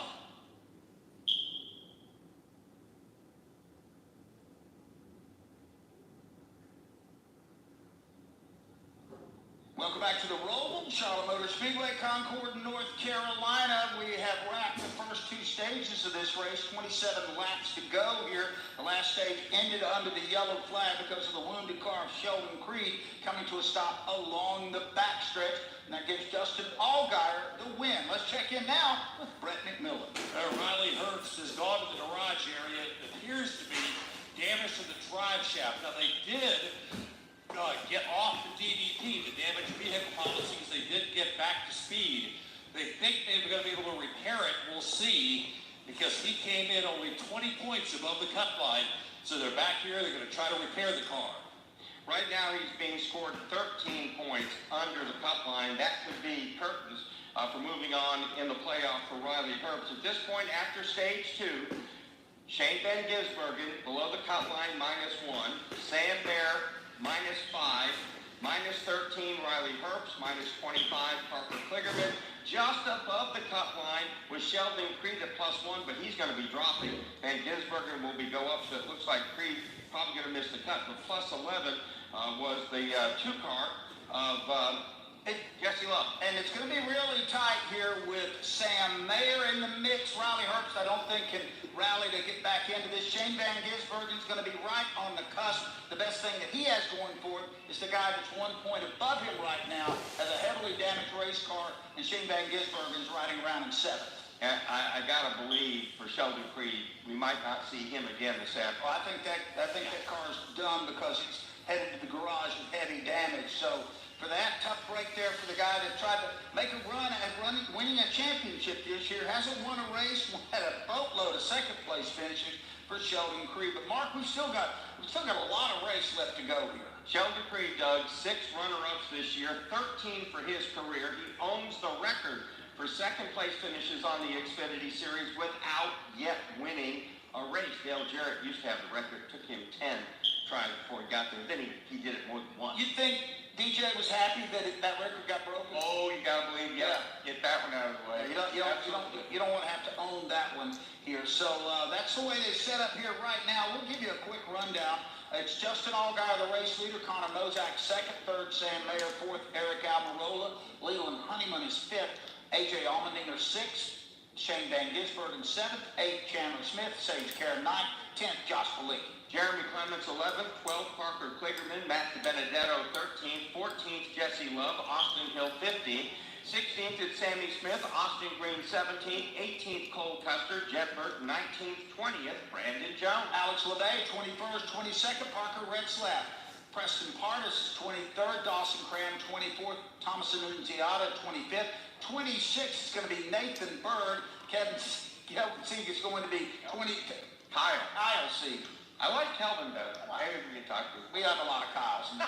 Kyle Sieg is 27th. 28th is going to be Lumpton, and then it'll be Brad Perez riding 29th, and 30th will be Ryan Sieg. And then in 31st, it'll be Anthony Alfredo, and off the racetrack now scored 32nd, Riley Herbst, 33rd, out of the race, Sheldon Creed, that's where he will wind up today. Then you have Josh Williams, 34th, Ed Jones, 35th, 36th, Brendan Poole, also out. Blaine Perkins will get credit for 37th, Ryan Ellis for 38th. And that leaderboard was brought to you by Progressive Insurance. What do your home and auto have in common? They're yours, and Progressive protects them both. Bundle today at Progressive.com. As Mark told you a moment ago, reminder we're back on the air tomorrow at 1 o'clock Eastern with the Bank of America Roval 400 pre-race show. Shane Van Gisbergen on the pole for that one, and of course that's a huge race in the grand scheme of things. Down to Brad Gillen. Justin Allgaier stayed out during that last long caution and paid off. They won the stage. It's helped him a lot in points. He was happy with the last adjustment on his car. This time, Jim Bowman said, we're not going to do anything. Just 4 tires, Sunoco race fuel. He got a drink and he got a long piece of tape to actually help a little bit with his visibility. So Justin Allgaier took the gamble, won the stage, got 10 points, 18 out of 20 this afternoon as he tries to point his way into the next round, the round of 8 for the Xfinity Series. And Doug, a cautionary tale, it has been a rough 5 or 6 weeks lately for Justin Allgaier. Bristol lost the regular season championship with a big lead going in. So he needs to stay out of trouble right now. Just needs to keep his nose clean. He has improved his position, but he's still not above the cut line. He's -8 right now, and Sam Mayer is -3. Shane Van Gisbergen is +3. But we'll see how all of this shapes out. We've still got some more settling of the dust to do, and then we got to go race for it. At this point, Doug, again, these guys who did not pit this time, they don't want to have to pit again. And they're going to try to hold this track position, try to win the race and finish up front and get the points. We'll check in with our pit reporters here shortly and get an update on our Sunoco fuel strategy game, Mark, because 25 laps to go. What's the situation? Do you have to come back in? Can you nurse this to get to the finish? I guess a lot of that depends on how many cautions we have between now and then. That could be it. Or maybe they're getting on this beautiful day just such great gas mileage that they don't have. It's been a nice day here. I mean, I compare this, I think, with the second year we ran the Roval here in the Xfinity day, and they ran in a monsoon. It was cool to watch. It was one of the most amazing races. A.J. Allmendinger wins it. The infield, because it wasn't lit up, was practically dark. I mean, they're running out there. It was an amazing race. The Xfinity Series drivers on wet weather tires, the rain coming down, puddles all over the racetrack. Did an amazing job that day. And by the way, keep in mind, if you want to come out here to Charlotte tomorrow, tickets available for the Bank of America Roval 400. Tickets also available for all the events next weekend at Las Vegas Motor Speedway. Check out LasVegasMotorspeedway.com. Right now, let's check in with Brett McMillan. Riley Herbst's car is still up here in the garage area. He is still sitting in the car with the window netting up. The crew is basically tearing apart a lot of this car. Most of the rear end of the car is gone. The rear deck lid is gone. They're trying to replace the drive shaft. Also doing a lot of work up under the front end of that car. They've cut away part of the front end, especially the front end. The left front fender, they already cut that away, so they're doing some work on the right side of the car as well. But he continues to sit in the car. Once again, he came in 20 points above the cut line. They will try to salvage as many points as they possibly can to keep them in the playoffs. Toyota Supra GR pulls onto the pit lane here, and we are into the Geico restart zone ready to go racing again. The drive for the Cure 250. We've got 24 laps to go. We're in the third and final stage of this cutoff race on the roval at Charlotte Motor Speedway. As they work their way through the Geico restart zone, green flag is back out. Sam Mayer, Connor Mozak dive into turn number 1. Turn number 1 completely covered in shade as the sun starts to set on this Saturday. It's Connor Mozak with a strong run out of turn number 2. He'll have the race lead. Allmendinger, Sam Mayer going wheel to wheel for that second spot. As they stay wheel to wheel for that second spot, it's Allmendinger to the bottom of the racetrack. They are not giving him any room whatsoever. As a result, Allmendinger wiggles just a little bit, allowing Mayer to grab that spot back. They'll stay nose to tail down the exit of turn number 5. You know Allmendinger's going to fight back down the hill into turn 6. He looks to the inside there, that sweeping right-hander, but who's in front? How about a guy with limited experience, Connor Mozak for Junior Motorsports, and Shane Van Gisbergen takes fifth place there at Gallola 2 wide. Connor Mozak leads off turn number 8, climbs to the top of the 24 degrees that constitute the banking of the south end of this racetrack. Off of turn number 9, smoke from the left, pouring from the left front of the car of Connor Mozak. No real indication of whether or not that might be an indication of problems. Mozak now works it into turn at number 10, over to the right side of number 11. Now make the exit out of 12 and onto the banking right behind him and breathing hard down his neck as they work their way through 13, 14 in Sam Mayer. Then there's A.J. Allmendinger. They roll back into the front stretch chicane here. The leader's still going to be Connor Mozak. He is getting heat from Sam Mayer. Mayer touches him. Mozak keeps it in a straight line. Riding in third is A.J. Allmendinger. Shane Van Gisbergen rounds out the top 4. Feels like Mayer wants to get around Mozak as quick as possible because he knows who runs in third and fourth. That's Allmendinger and Van Gisbergen. They watch Sam Mayer continue to stop Mozak, and so they all exit turn number 3. And it was Eric Alvarola who had that 4th spot until Van Gisbergen took it away at the far end of the racetrack. Meanwhile, Connor Mozak continues for the 3-car length advantage of Sam Mayer. A.J. Allmendinger gets chased over turn number 5. The sun was just in his eyes. Now he's in the shade. Down the hill into turn 6. Mozak, a conservative line. Right up to his rear bumper, Sam Mayer. Let's see how they do in the braking zone. Mayer brakes late. Takes the corner a little bit wide. Smokes his tires. Looks to the inside of the leader. But Mozak holds it. Allmendinger had pulled alongside Sam Mayer at the initial restart. But once Mayer got that second position, for the moment it's Allmendinger content seemingly to ride in that third position. It's 15 car lengths back to the 4th place car of SVG. First, second, third, all locked together into turn number 10. That's to the left. Now back to the right in 11. Back to the left in 12.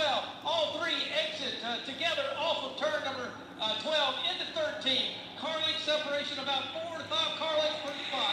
Chandler Smith, who came into the race 64 points above the cut line. NASCAR has now scored him as advancing. He has clinched a spot in the round of 8. Meanwhile, leaders across the start-finish line. 22 laps to go as they head back to turn 1. Well, give Connor Mozak a lot of credit. He's got 3 really good road racers on his heels, and he has not buckled under the pressure. Mayer continues to put the heat on as they bend their way to the left-hander of turn number 2. Mayer still there in 3. Alvarola loses another spot. He's back to 6th now. Parker Clicker to give a chase on him at the setup of turn number 4. They are nose to tail. Back up front, Mozak with about 2 car length advantage over the car and Sam Mayer at the exit of turn 5. With 22 laps to go and no scheduled pit stops that we know of, Sam Mayer knows he probably needs to win to advance. He looks to the inside of his teammate. Now he squares him up at turn number 7. Looks to the outside of him. Now digs inside again, but Mozak with the preferred line. After getting a penalty on the initial start of this race and taking the lead, it appeared that Sam Mayer may have just seen it seal his own fate. He's battled his way back to the field. He'll lead off turn number 9. Just a car length advantage over Connor Mozak. Now 2 cars around here at turn number 7. Eric Almirola just went from the top 10 all the way to the back of the pack, and as he was getting his car righted, the damaged machine of Journey Clements also spun that, Patterson. No caution yet as we watch the front bunch here. Sam Mayer out in front. Connor Mozak in that second spot. A.J. Allmendinger races first. Then there's FVG. Now let's go down to the pit lane. We'll first check in with Alan Cabana. And we're here at the Infield Care Center just waiting on Sheldon Creed to come out and be available for an interview. We'll get back to you in a second. And Brad Gilby, I know you had a quick update on fuel mileage. Yeah, the fuel window here is 35 laps, and among those drivers that pitted during that big caution, they actually pitted with 32 to go, so they're good to go to the end. The drivers that pitted at the stage 2 break, plenty of snow-filled fuel to go to the end, and then even a little bit extra should we need it at the end of this race. Leaders are back in front of Mark James. And this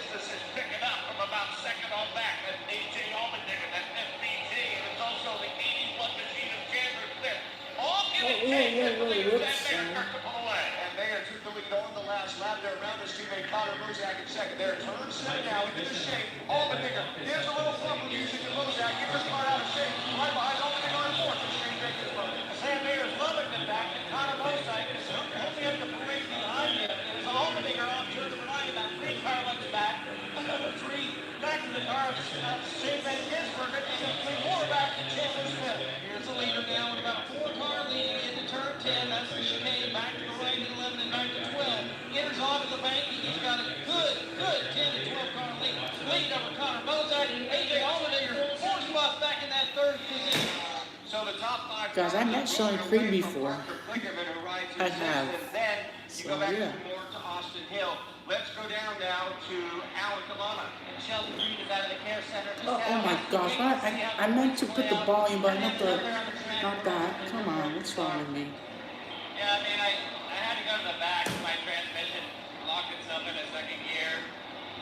And then it looked like the replay, I see the 5 and the 98 just running into each other that caused the crash. And then, yeah, they started stacking up, and I stopped right at the crash. And then whoever was behind me just piled me in there even further. And I think that's what actually broke the radiator. So, I mean, I don't know what to do. How tough is this weight for you? It's out of my control. So, I mean, it's obviously very frustrating if we don't get to move on this way, but I don't know. All right, Sheldon Creed out, but having to wait and see what happens next. And while you were interviewing him, Sheldon Creed dropped from 8th down to 9th at -1. He's going to continue to fall here as more cars pick up spots around him. Now, Justin Allgaier on the racetrack right now is 1 point below the cut line, and he's currently in the 14th spot. So it looks like, it's going to be really kind of neat what happens down there at the bottom. He's obviously going to get past Sheldon Creed, but he's still got a little bit of work to do. Looks like we got a lot of drama here left for these cutoff spots because there's not a lot of points separating them. Sam Mayer looks really solid right now. He's pulled out to about a 10-car length lead, but that battle back here for second, third, and fourth is pretty ferocious. 19 laps to go here in the drive for the Cure 250. And we're back with the action. Coke Zero Sugar might be the best Coke ever. That's right, Jim. With an irresistible taste and zero sugar, Coke Zero Sugar is a must-try for any sports fan. So make sure you... Wait, Jim, I didn't even try it right now. We're still in the air. Best Coke ever? Take a taste, Jen. Really? No, not right now, Jen. We got a game to call.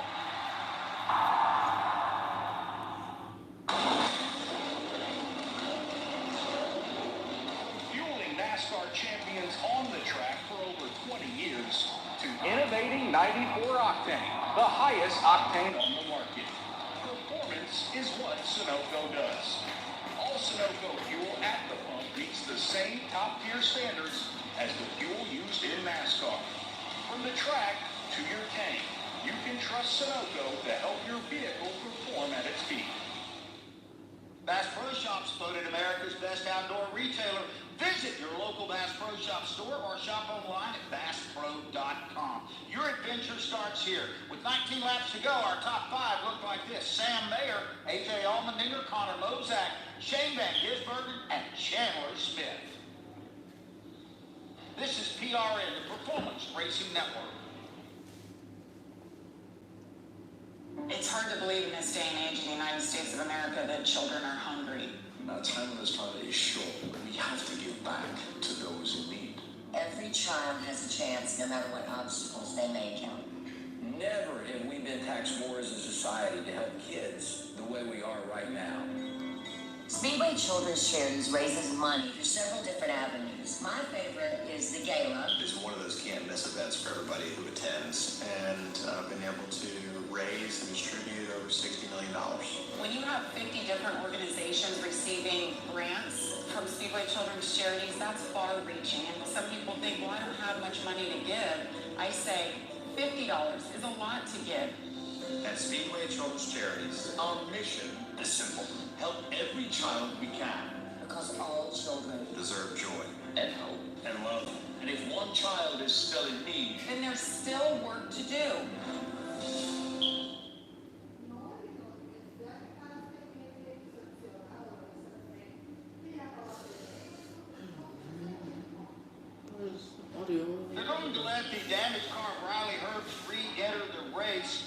soon as he comes back out, he's got to do a pass-through penalty because he sped on the pit road when he came in before they took the car in for service. You want to know what he said when they heard that?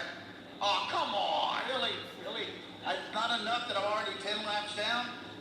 We've got Shane Van Gisbergen's moved up to third. He got around Chandler Smith and Connor Mozak in a pretty contested event there. So, Mark, the three people up front, Mayer, who won this race last year, Allmendinger, who's won it 4 times, and Shane Van Gisbergen with 3 road course wins on the season. We shouldn't be surprised by any one of those 3. And Van Gisbergen right now, Doug, is right there on the bubble, +3. +15 is Jesse Love, +16 is A.J. Allmendinger, +21 Cole Custer. And look at Justin Allgaier in the 14th spot, Doug. Justin Allgaier is 3 points behind the cut line, but he's 14th. He's going to move up a whole lot more than just 3 spots and 3 points. Could be a problem for Shane Van Gisbergen. Well, it could be unless Shane Van Gisbergen goes up and wins the race. I think. And they may communicate like, look, man, Allgaier's coming. He's going to get more points. You've got to go. So what did they tell A.J. Allmendinger if he's in on points and Gisbergen has to win the race? I'm just saying. A.J., play 9. I don't know. AJ is in Formula 1. AJ hasn't won it. Formula 1 and NASCAR in the same bread.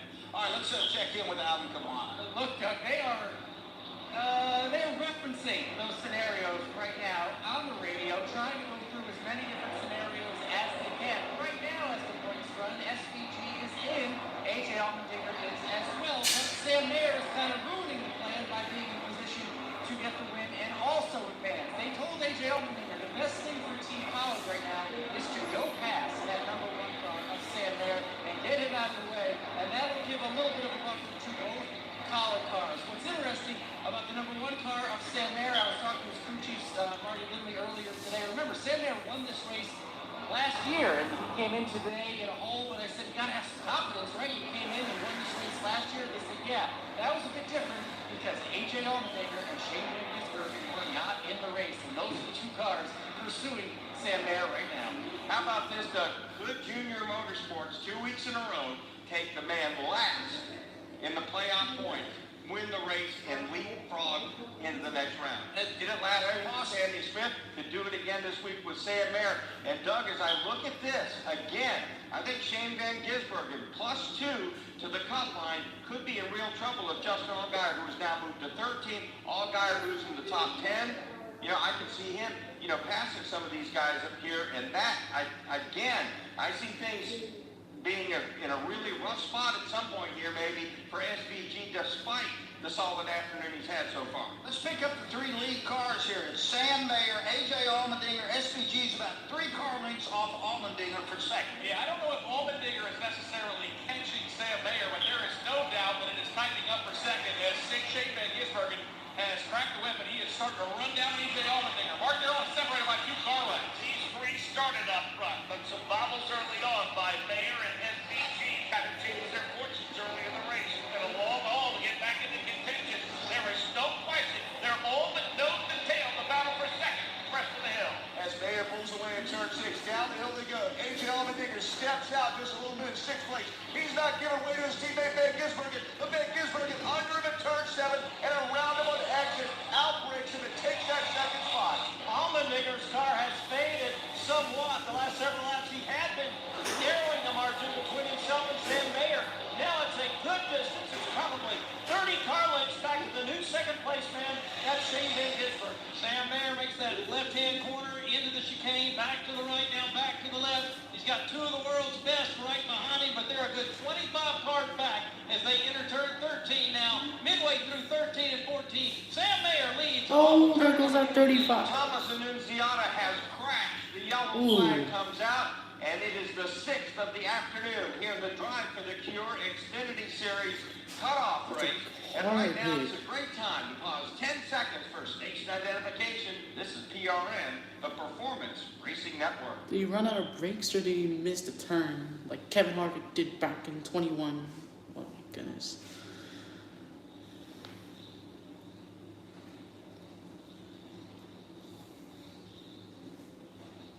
Six yellow flag of the day for Thomas Annunziata. He got into the tire barrier down at turn turn one. He knows in there pretty hard, so this may be an extended yellow. We watched the replay. He barely touched the brakes before he got in there. Maybe 50 feet before he got to the barrier is before Annunziata got onto the brakes there and shoved the number 35 pretty hard into the tire barrier. Look, I think he missed Arca the brakes. by only a couple hundred. It was not a good. It was not a good landing for Thomas Annunziata there, and that's going to set up some more late race dramatics here. It takes a long time for him to run a lap under caution, so we'll see where we are when we restart here at the roval at Charlotte Motor Speedway. At Bass Pro Shops, Man, this race is going to turn into chaos. Just wait for it. By offering our legendary salute discount every day, saving active duty, veterans, and first responders up to 10% on top quality outdoor gear, and recently partnering with the Army and Air Force Exchange Service, becoming the official outdoor gear provider for our heroes. It's more than the great outdoors. It's about honoring those that protect it. Bass Pro Shops, voted America's best outdoor retailer. Progressive knows finding your new home was a dream come true. You wanted it close to town, with a picture window overlooking a yard. And you found it. Now, when you sit down to dinner, you've got front row seats too. Your neighbor's daily pickleball game. Progressive can't save you from your noisy neighbors, but we can save you money when you bundle your home and auto with us. Get a quote at Progressive.com. Progressive Casualty Insurance Company, affiliates and other insurers not available in all states. Echo Park, the official used car of Speedway Motorsports, inviting you to Echo Park's Coffee Cup Series. Join NASCAR legend Kyle Petty in the Fan Zone this Sunday, where you can enjoy a free coffee, check out some awesome vehicles, and have a chance to win a VIP ticket upgrade, and the grand prize, a ride in the pace car. Echo Park, every car, happy owner. And with pit road still closed, this is PRN, the Performance Racing Network. We saw a lot of chaos in the closing laps of the race, so just trying to minimize that, make it more about a race than people just using each other up. I think it's needed. It was needed at all the road courses. While I don't think it's going to be a home run, I think that it'll be in the right direction. So many opportunities to either be really good or make mistakes, and they can start adding up on you quick. For the latest NASCAR news without a restrictor plate, it's PRN's Garage Pass. For the station near you, check us out at goprn.com. Hi, this is PRN's David Stiles. Join me each week when I head over to JC's Garage to talk NASCAR. As for right now, if I were to name my top five, I could tell you Chase Elliott wouldn't be in that top five with this next sprint car. He has a lot to prove on the road courses with this next sprint car, but I still don't think there's a real out-front leader. I think Tyler Reddick has been outstanding. That's JC's Garage, wherever you find your favorite podcasts.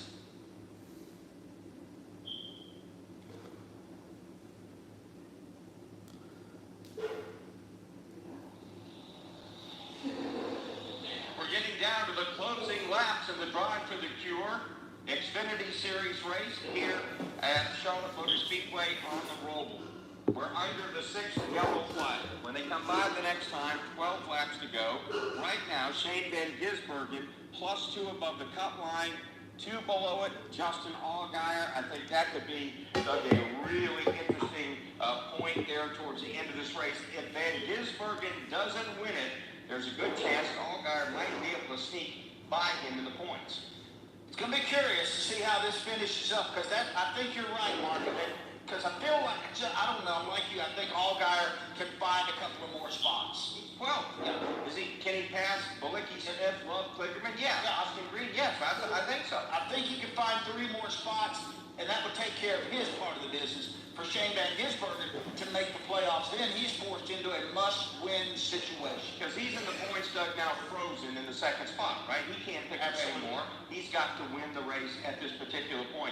And what a deal wouldn't it be for Sam there? Like Sammy Smith last week, nothing really going right most of the season, quite frankly, for that team over at Junior Motorsports. And look at Mayer, 3 top 10s the last 13 races, opened the playoff by finishing 13th in Kansas, 38th at Talladega.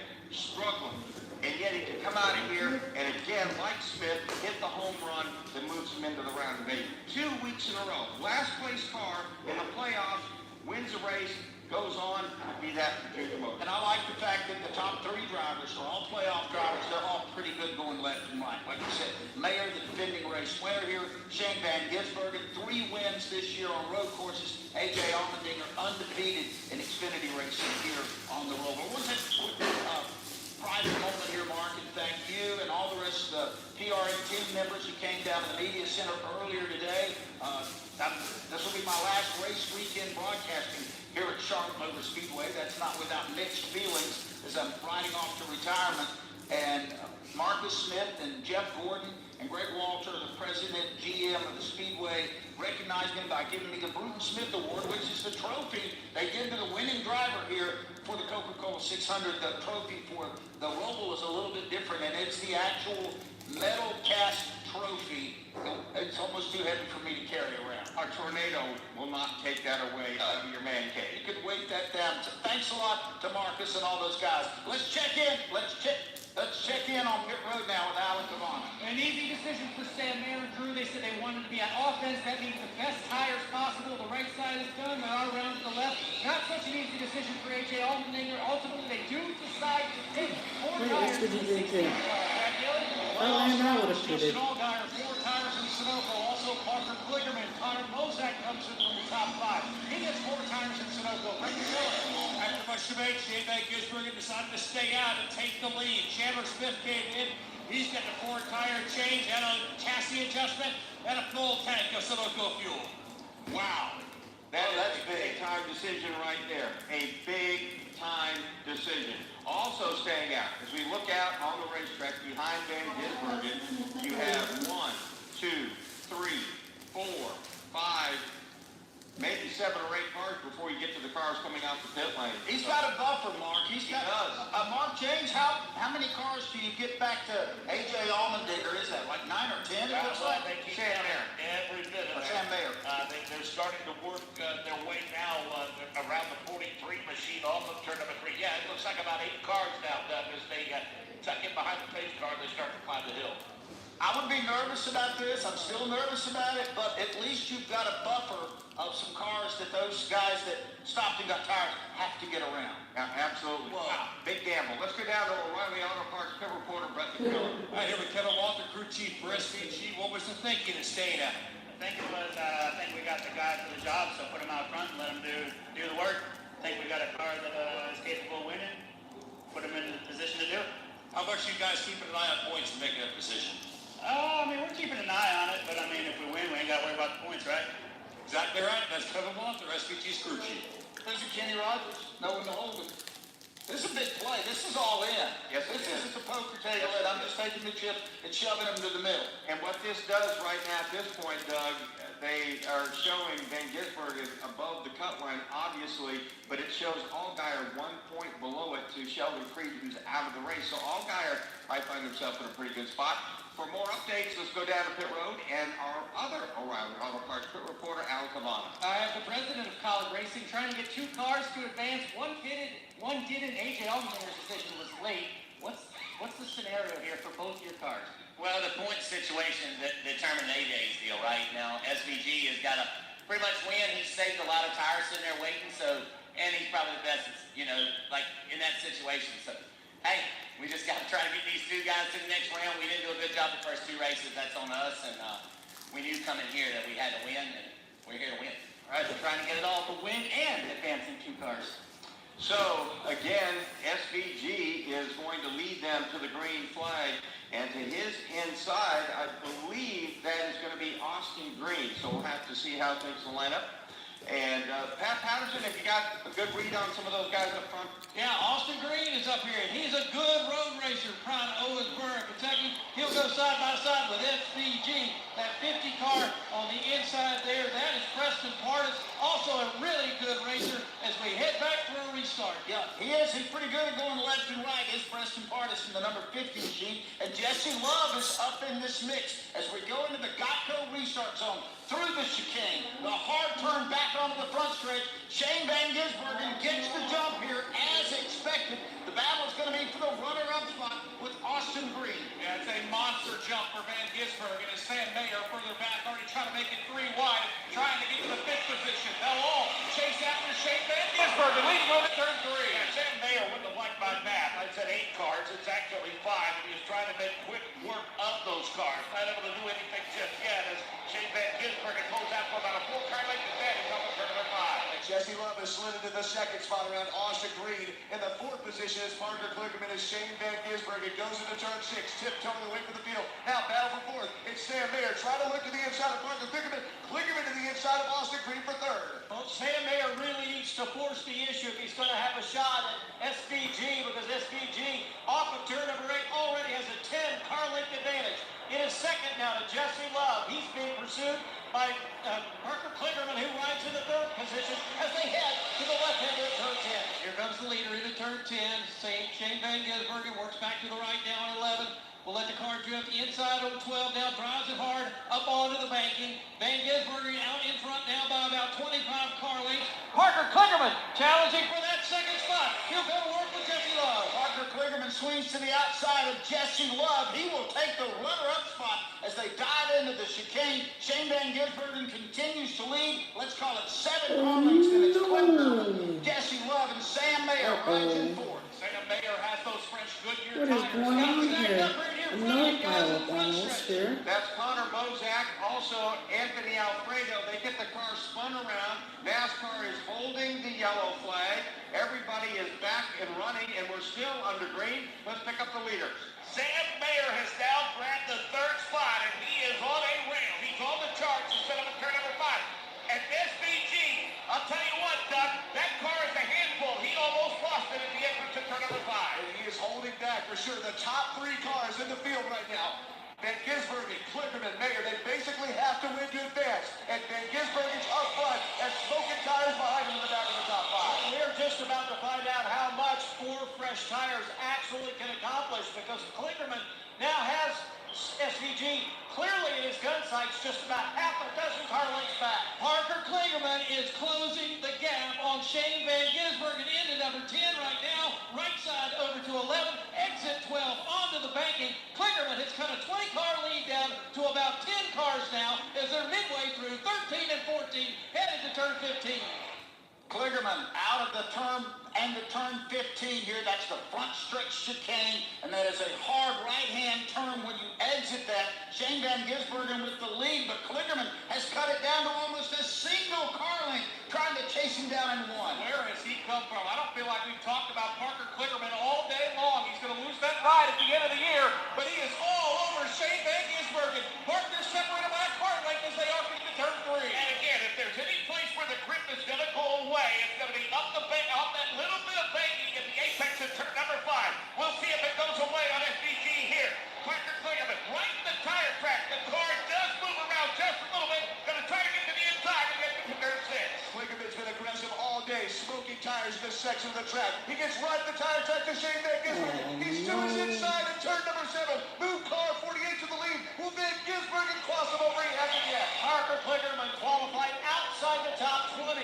He and his team very disappointed with his starting position, but he immediately began to move his way forward, worked his way to the top 10, but seemed to stall out in about the 8th position. His advantage over SVG now, 2 car lengths into turn number 10. Here comes new leader Parker Kligerman into turn number 10, makes that left-hand turn, and is Shane Van Gisbergen right on his bumper. Kligerman now pulls away by about 2 car lengths up on turn to 13. Bottom of the racetrack is where he runs his car, down to 14 and down to 15. In that orange and white car, how about this for the carrot for Parker Kligerman to chase? It's his 118th Xfinity Series race. He's yet to win. A victory would put him in the playoff. It would also be the first one in his career. We have just 8 laps to go. And here comes the fresh tire brigade of Sam Mayer and A.J. Allmendinger. Mayer got around Shane Van Gisbergen on the French straightaway. Now Van Gisbergen has to hold off A.J. Allmendinger in turn 3. Sam Mayer looked awfully strong into the chicane. He was able to get off a little bit quicker now, and he makes a clean exit off of turn number 2. Drops back to about 5 car lengths. Here comes A.J. Allmendinger as SVG says, my tires are gone. He moves over and lets A.J. Allmendinger set sail for turn 6. SVG's in 4th, Allmendinger 3rd. 2nd place and closing, it seems, is Sam Mayer. The leader's Parker Kligerman. He bleeds him into turn number 6. 7, takes it conservatively, but spins his tires a bit as Mayer stays back a car length. Off turn 8, Parker Kligerman gets a good run up the hill. He's extended his advantage over Mayer. It's growing by leaps and bounds off turn number 9.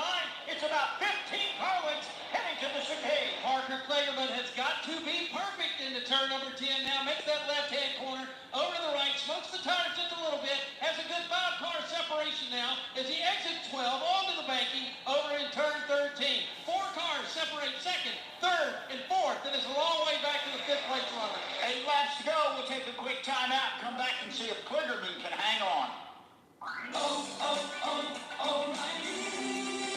Extend the life of your engine with a full synthetic oil change and save at O'Reilly Auto Parts. Right now, pick up 5 quarts of O'Reilly full synthetic motor oil and a MicroGuard oil filter for $29.99. Or upgrade to a MicroGuard Select filter for just $2 more. Limit supply. Offer in-store only at O'Reilly Auto Parts. O'Reilly Auto Parts. This NASCAR playoffs, you like things spicy, Toyota Racing is looking for you. No, we don't care if you can handle the 5-alarm chili or that eternal inferno salsa.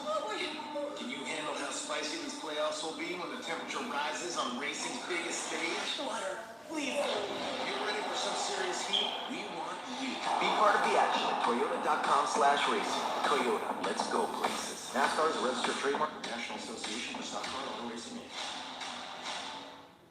Today's race brought to you by Progressive Insurance. Progressive makes bundling easy and affordable. Get a multi-policy discount by combining your motorcycle, RV, boat, ATV, and more. All your protection in one place. Bundle and save at Progressive.com. Parker Kligerman has 7/10 of a second lead here in the closing lap of the Drive to the Cure 250. This is PRN, the Performance Racing Network.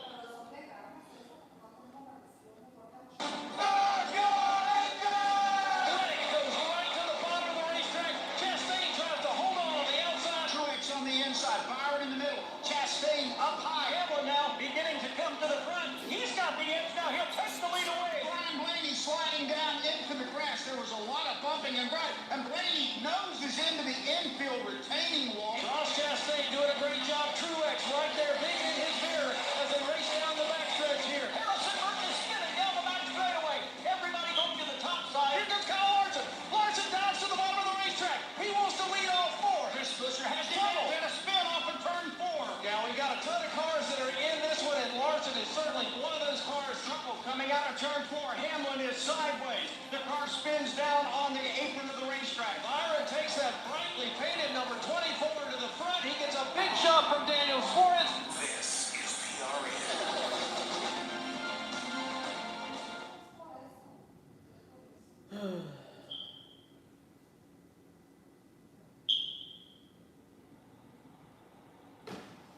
When they come back to the start-finish line, there'll be 5 laps to go in the Drive for the Cure 250 Xfinity Series race here at Charlotte Motor Speedway on the roval, and we're now going commercial-free to the checkered flag, brought to you by Toyota. For the latest Toyota racing information, visit toyotaracing.com. Looking for a big day for the big machine car of Parker Kligerman, but Sam Mayer looms a single car length back with 5 laps to go.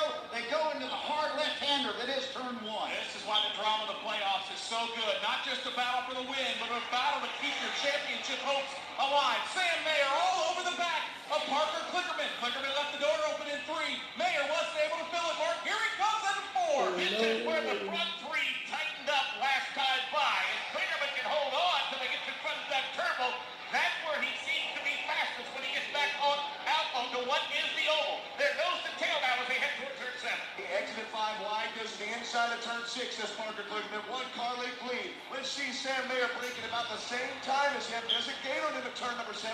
Allmendinger car length behind them. Van Gisbergen is 4th. Once again, out of the shade of turn number 8, into the sunlight of turn number 9.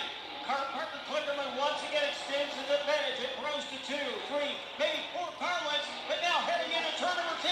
Here comes Mayer. How hard will Mayer drive it into the chicane now? He can get to the bumper of Kligerman. He's there. Half a car length separate those as he works it out to turn 12. Now the lead grows for Kligerman, about 2.5 car lengths. Sam Mayer right there behind him, about 8 car lengths back. A.J. Allmendinger. 4 laps to go.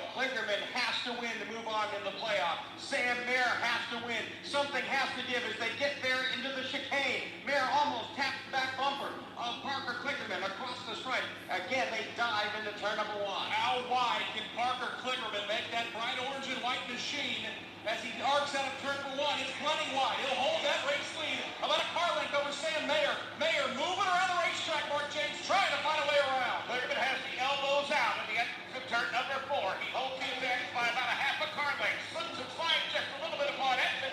Mayer can't keep pace though. A.J. Allmendinger, interested spectator, as they climb the hill on turn number 5. With 4 laps to go, Mayer knows he can't make his aggressive move too early because he could get caught again. He almost misses turn 6 and nearly hits Parker Klickerman. Now they're down the hill to 7, down in the first gear, 35, maybe 25 miles an hour. Klickerman barely pulling that straight ahead. Parker Klickerman already, of course, announced he's stepping away from full-time racing next season, at the end of this season, in fact, so this is his last great shot at a championship. Off turn number 9, Parker Klickerman just 2 car lengths ahead of Sam Mayer. Mayer closes.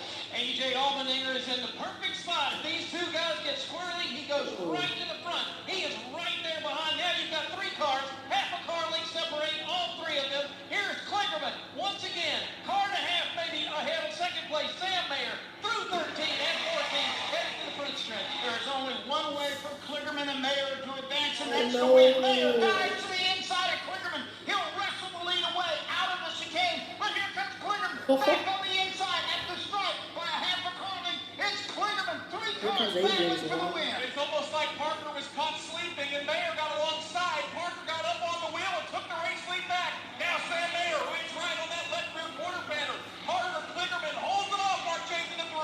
Well, the proverbial blanket over the 3, and now all of a sudden, FBG has come storming back. He's about a half a car length. Whoa, where did he come from? Parker Klickerman stretches it out to about 3 car lengths down at the exit of turn 5. As good as it gets as they round Redneck Hill, down the hill, into turn 6. Parker Klickerman's gotten back control of this race, back in the lead by Carly. Now into 7. Klickerman takes a conservative line. Mayer outbreaks him. Allmendinger smokes his tires. Then Ginsburg is right behind him. Tenuous the advantage that's enjoyed by Parker Klickerman. 2:30 now, 4 car lengths. And it's slow in the turn number 9 is Sam Mayer. He's lost his momentum. He may lose second to Allmendinger.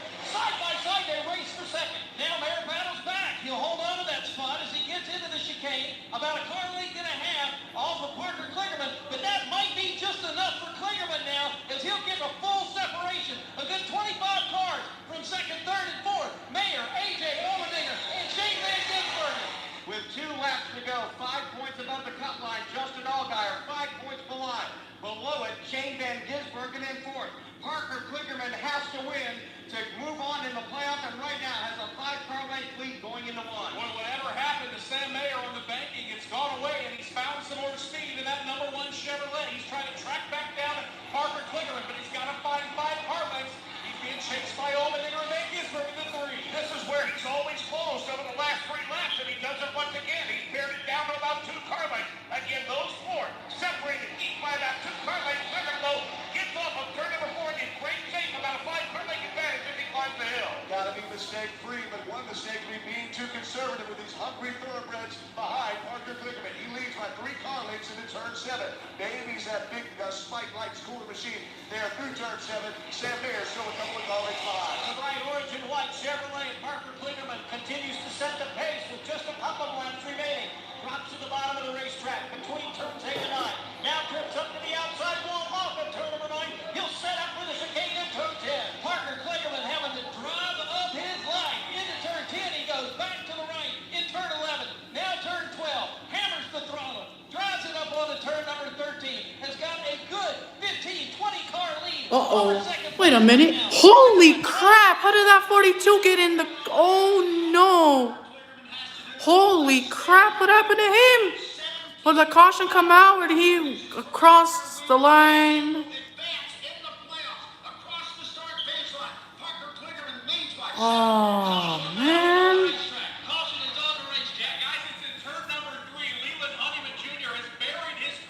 Oh, no.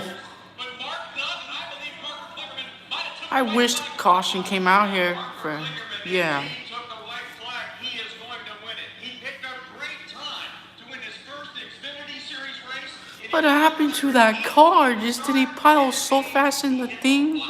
Like, or in the barrier? Good for him, though.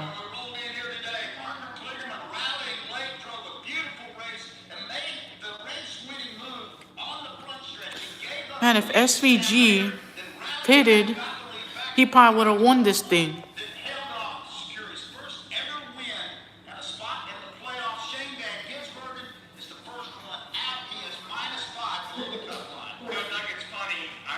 Man. Oh my. Oh crap. Dang, he had to get out the roof?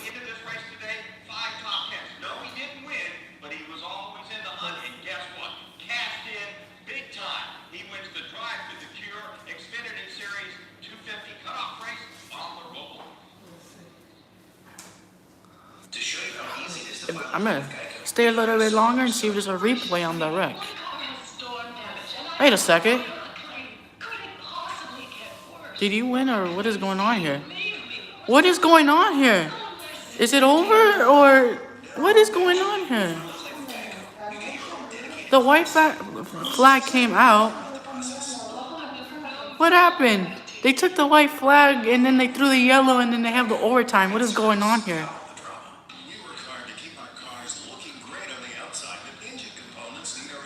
Uh-oh, does NASCAR want to play their own rules? They threw the white, you see here, and he crossed the line. What is going on here? I need to hear this, so I need to go ahead and mute this.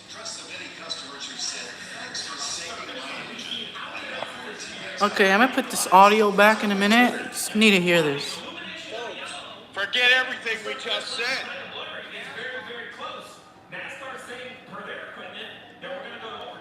Oh my gosh!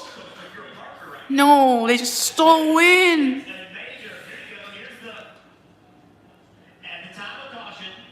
Oh. Come on! They stole a win from Parker, come on!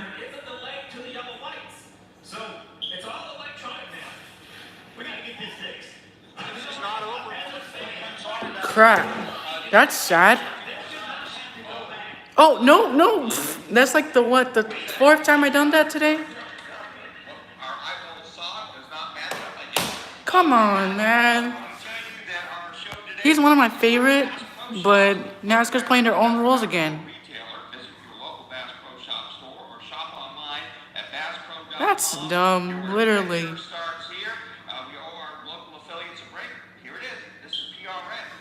But SVG has another chance. Crap. Oh no, here it goes. Crazy. That's crazy. Look at this car just in the barrier. No. That's sad. Parker's like probably saying cuss words at this point. Probably angry. Won lots of races and never won championships. So many great drivers won races and never won Daytona. Those big moments. Never seen that before. So to win 7, no matter how you win 7, is amazing. I believe, and I have said this a million times on a million different occasions, Jimmy Johnson's 5 in a row is the most underrated record in all of sports. It gets very little attention. Man. We talk about Tiger Woods winning all these majors. We talk about Michael Jordan and LeBron James. You talk about everything that... Fans are probably angry at NASCAR, I'm not lying. 5 in a row? Nobody's done 5 in a row. I don't have Parker Kligerman win in San Mare, literally.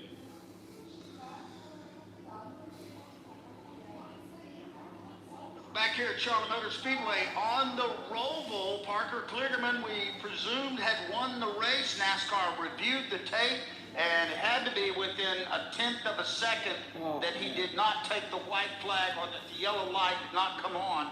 And so they're going to NASCAR overtime now. Doug, the NASCAR starter, Casey Kreutzer, had the yellow and the white flag waving together. I mean, that's how close this thing was. So, wow. Let's go down to Alan Cavana. And I'm with Parker Kligerman's crew chief, Patrick Gano. You are right across from the flag stand. You couldn't have had a better look at it. What are you seeing? What did you say to NASCAR when they told you a different decision? Well, I can state my side of it, and they can state theirs. There's sending me snapshots from up top, and I mean, I thought I saw us underneath the white flag, and then we were by it, and they threw the yellow. But it is what it is. We've had a great day. We're in position to accomplish the goal and win a race and get on to the next round. Parker's done a heck of a job. The guys have done a great job here on pit road and prep and everything else. So Parker's ready to go. He said he's got this. So we'll see. You just hit the highest of highs. How do you calm your driver back down, get him ready? Well, he probably didn't get as excited as we did. So yeah, it's a tough one. It's tough. You can see it in their face, guys. They had it, and then it wasn't there. And it's going to be a while here because they've still got to do the cleanup in turn 3 here to get this race restarted. As a matter of fact, they're bringing the field down back to the chicane right now. Doug, let's look at this scenario. Kligerman first, Mayer second, Van Gisbergen fourth. Those 3 guys got to win this thing to move on. Right now, Van Gisbergen, despite having a great afternoon, scoring 13 stage points, all that kind of good stuff, is 5 points below the cut line. Allgaier +5. He's got to win. And so does Kligerman and Mayer. No telling what's going to happen. Nick Yeoman, you better be ready, man. Buckle up. I think turn 1's going to get pretty wild right Yeah, well, it got plenty wild down in turn number 3 with the Leland Honeyman accident. In fact, I saw it happen right as the leaders were coming out of that final corner, and I thought, let's wait until the lights come on. And they threw the yellow, and of course, Parker Kligerman's crew not thrilled about that. As for the cleanup, they have finally gotten that number 42 machine wedged out from underneath the wall. Leland Honeyman Jr., he buried it deep into the turn 3 wall. They had to lift up the wall, got the car pulled back out, and now they've got a flatbed truck that I would assume they're going to load that car onto, or at least find a way to tow him back to the garage area. But yeah, there were a lot of safety crew members there, and it was a concerted effort to try to get not only the driver, but that car wedged out from underneath that tire barrier. So NASCAR showing the replay. There's the white flag. Oh my goodness. Is that inches? I mean, they're showing, there's the yellow light right there. Apparently that's the yellow light they're saying. It might be 1.5 feet. Oh, man. Goodness. That's sad. Wow. Game of inches. Let's go down to Brett McMillan. I'm sorry. All right, so we're watching now. We'll wait. It's going to be another couple of laps. It looks like they have finally cleared most of the debris, and they have got the Leland Honeyman car out of turn 3, so that's the big key here. And then we'll have to restart this with Parker Kligerman and Sam Mayer, A.J. Allmendinger, Jesse Love. Shane Van Gisbergen is scored back in 5th now, so he dropped a position during all of that. That car, Mark, after they did not come in and take fresh tires and kept him out there, it was never the same. And he got eaten up by Mayer and Kligerman and A.J. Allmendinger. Yeah, and he's still going to be scored 4th. Jesse Love, I think Doug was going down pit road and kind of got scored ahead of him there for a second. But again, Van Gisbergen, I think, is going to restart this thing in 4th as I look out there. I'll take the inside. If I'm SVG, I'll take the inside, not the outside. If Kligerman holds on, he advances. Okay, along with Chandler Smith, Sammy Smith, plus 33 above the cut line right now, Austin Hill, plus 21, Cole Custer, plus 19, Jesse Love, plus 14, A.J. Allmendinger, plus 5 on the bubble, Justin Allgaier. Minus 5, 1 spot below is Shane Van Gisbergen. Minus 8, Sheldon Creed out of the race. Sam Mayer, who is currently running in the 2nd spot, is minus 10 in the 11th spot. And minus 18, Riley Herbst, that car's all tore to pieces. He's not going to be able to, obviously get above the cut line. So, again, Kligerman, Mayer, Van Gisbergen, they got to win it. Sad, literally. To get in. Well, I mean, they know their jobs. They know their assignments here, and we'll see if one Yeah, of I'll them's pick the capable of inside if getting I was a SVG. race. Oh, no. Caught the A.J. phone. Allmendinger is back there, and if A.J. Allmendinger could somehow rally, I don't think that pulls Shane Van Pick the Gisbergen. Well, inside, and then if I'm clear outside, they are behind him block, at and points. then So there it you would go. pull them. It would pull Shane Van Gisbergen I hope Austin Hill into the doesn't do playoffs. nothing It might. to It would, SVG. I'm not sure how all the math would work out. Allgaier in the 8th spot, it would be nice for him to pick up another spot or 2 to give himself a little bit of breathing space. But it looks like they're still working on the cleanup over there in turn number 3. Don't tell me there's no replay on again, that. as the sun begins to set, the racetrack now coming on to almost full shade, a little bit of ray of sunshine. I think there's a replay. What is Oh, track, turn number 2, and just about midway. wow. Lights are on around the oval portion of the racetrack. Kind of tired now or something. Like And they that. do have some lights as a result of a few years ago that put light down on the infield portion of this. So they're kind of prepared for that. As you can see over here, Mark, to our right, down in what would be NASCAR 1 and 2, they do have lights to light up the racetrack. So darkness is not going to be a problem. Yeah, the year that A.J. Allmendinger won in the rain and the storm and all that was going on, it was something right out of a Hollywood movie, right? You're racing through the dark and the shadows and all that. It was an amazing run. Yeah, my phone's about to die. That's 22. Cool. The whole deal. They're, on wet weather tires, something that hadn't been really done before. I thought all the drivers in that Xfinity Series race did a great job to survive that one. All right, so we'll see how this plays out here. They've still got a lot of emergency equipment. Nick Yeoman, can you see down there into turn 3 right now? Yeah, I can. They've removed the car. Car's been taken back to the garage area for Leland Honeyman, and now it's just about getting that wall placed correctly so that if in case we had another accident down there, that it could, the integrity of the wall could sustain any other cars driving into it. So yeah, now there's just a couple safety vehicles. Jesse Love is 2 points down, 3, 4, Samir 6, Matters 14th. It's done, and now I see a And couple of those safety SVG's trucks. Yeah, up they are here. departing turn number 3 now. So SVG's it 2, looks like we're getting Allgaier close. 7, I can see the drivers kind of swerving back and AJ forth up on the 15, bank of the Costa juice scope. So I think 23, we're really close here. Austin Hill Lights off on the 35. pace car, so we're ready to go next So, time yeah. by. So green, white, and then checkered.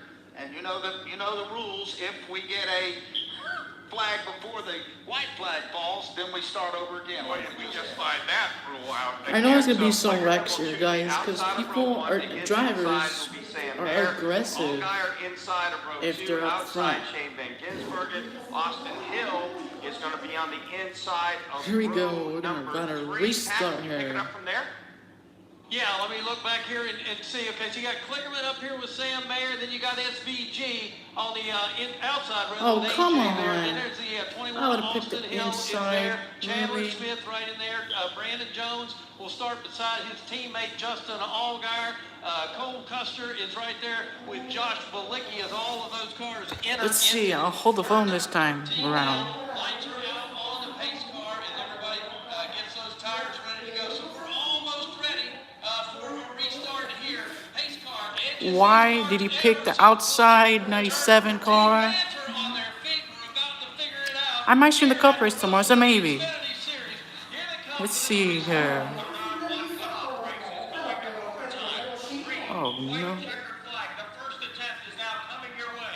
Clickerman, Sam Mayer leading the field into the Geico restart zone. Again, right behind them, teammates A.J. Allmendinger. Here we go. A restart. So here they are. The green flag is back Wait a minute.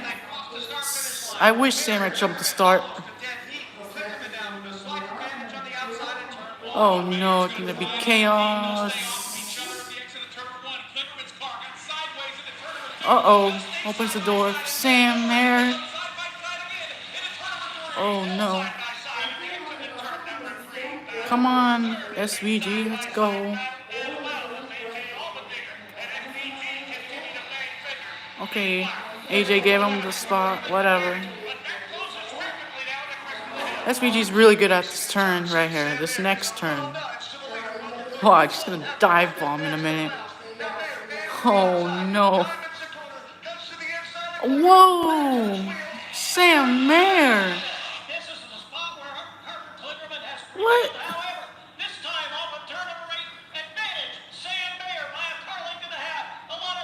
Oh no, no, what's going on here?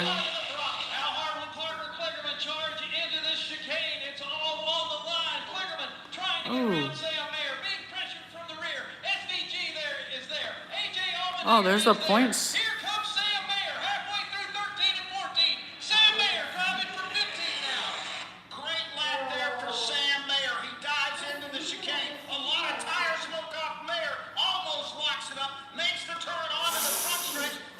The white flag, finally. Uh-oh. SVG's 1 point up. AJ, give him the spot, please.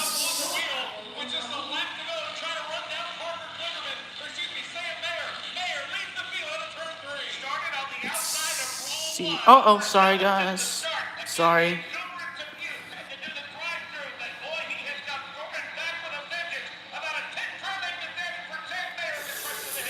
Oh, man. Sam Mayer's down the hill at turn 6. An easy right-hander. He's making it look easy. Into turn 7. Baby's that number 1 machine. Oh, no, no, no. Well, they started 1, 2, 3 at the beginning of this race, but not in this order. Sam Mayer. Let's see what will happen here. It's now 20 car lengths up at turn number 9. Sam Mayer heads down the back straightaway. Uh-oh.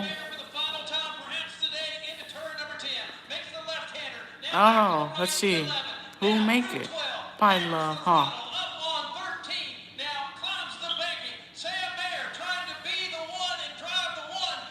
Oh, what the heck was that?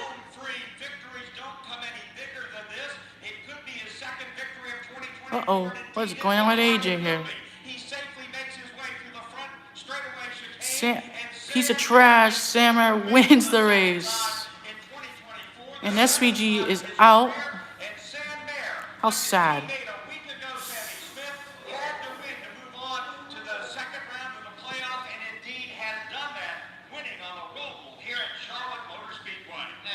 Come on. NASCAR scoring and let you know exactly how it fades out because it changed on the very last lap. And it looks There's your points. You're kidding me. It's going to be Jesse Love. He is +2. Shane Van Gisbergen unofficially is being shown below the cut line and the ninth place -2 points. So narrowly, No. this is the playoffs here, and then Sam Mayer comes back after it looked like for a while the car Yeah.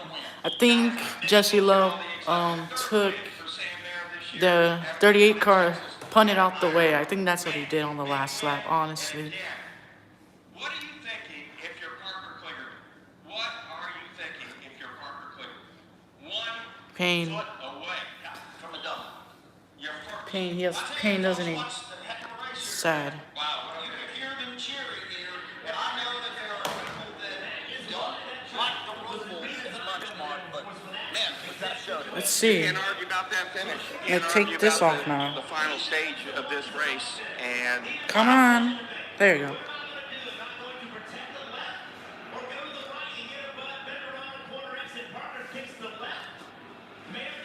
Oh, no. That was a good move, though, for the lead.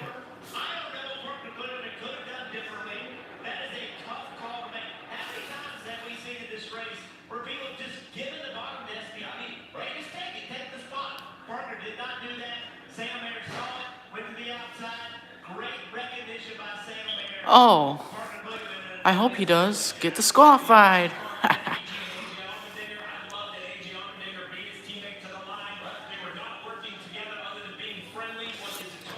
And last weekend at Talladega, Rick Stenhouse got damaged and near pitted.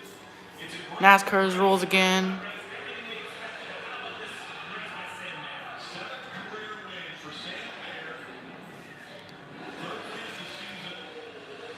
Wow, whatever.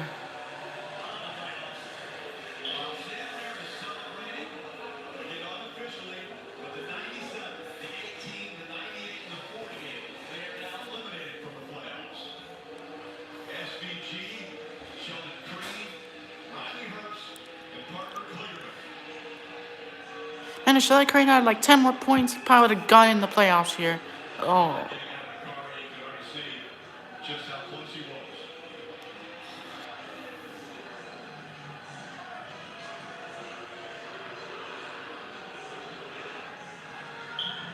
Oh, pfft. What the? The camera.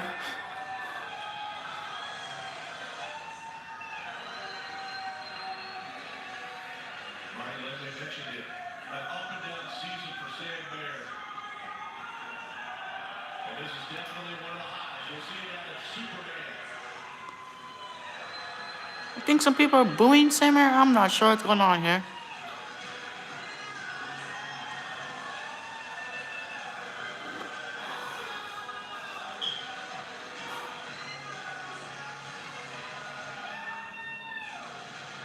tough is it to win one of these races? Well, you see the elation. Disappointing. Very difficult. Kim. And Sam told me this weekend that he had to remain calm, remain focused to get the win. He did exactly that. For the second straight year, Sam Mayer wins in walk-off fashion to move on to the round. I mean, how do you continue to rise up in these high-pressure situations? And it's all thanks to good Lord above. He's blessed me with a lot of I hope you don't win the championship, Sam Mayer. yeah, come out here to Charlotte Speedway, go back to back with a fast car. QPS and Flamer Chevrolet was certainly his fast Xfinity in it. To do it at home is something special. Thanks to y'all for coming out. We appreciate it so much. Man, this one car was fast today, but we certainly had to work for it there. Yeah, you worked for it. Incredible racing between you and Parker Kligerman. Respectful racing. That pass, though, in turn 7, the new turn. Yep. At what point did you know you could overtake Parker? Yeah, you know, like, we were all crossed up getting off in there. I was loose into 6, and I knew that it was my only shot. I felt like I could have ended it. I might stream the Cup race tomorrow. It's a maybe, guys. I'm gonna go for the NASCAR Xfinity Championship. I won't be there for that. I'm gonna take photos and stuff, and I'll post them on YouTube when I get there. Can't wait for the championship, guys. I will be there for the Xfinity series, and I hope I don't see this piece of trash win. So yeah, what's he doing? Checkered flag. And so it was tough on that side. It's really tough on this side. I won't lie. I might turn up, and I thought we got it there, the white flag, and the caution was out. And then I had to refocus, and I was like, hey, I watched AJ in the Cup race last year, nail a bunch of whatever years it was, nail restarts. So I was like, if I want to be this level, I gotta nail this restart. And we did that. Parker should have pushed him out the way here for the race win. Turn 7 enough, but he somehow got below me, and then it was, off in there, got damaged, and it was full contact. Sam didn't do anything egregious. It was hard racing, but as close as you could be to the line. I said I want to cry. I'm not gonna cry, but I really love this game, and I just really. Can't wait for Martinsville. That'll be an insane race. I'm just trying to stream Cup and Xfinity when Martinsville comes over here.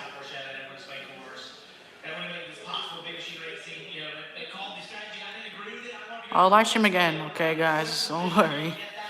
I don't really post though. That's the problem.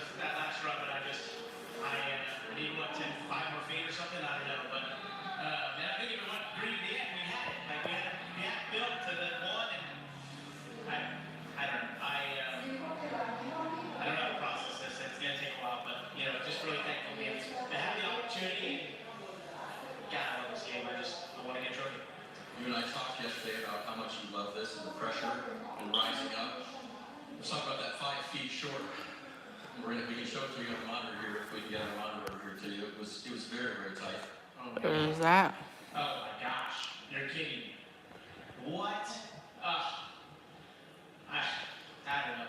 I've seen enough from the TV side, what that, the heart wrench and guttedness these people go through in that moment, and that's part of the sport, and it's why people buy tickets, and it's why they're watching CW. Oh, crap. I'm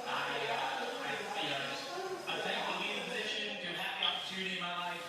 I've loved this so much, and I just really want to get to the next round, but it's not to be, so we'll go try to get a checker flag on these next ones.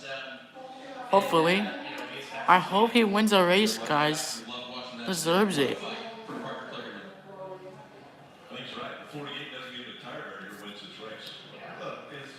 If he wins Phoenix, man, I'll be there for that race. That'll be awesome if he does. He should have just blocked and went for it.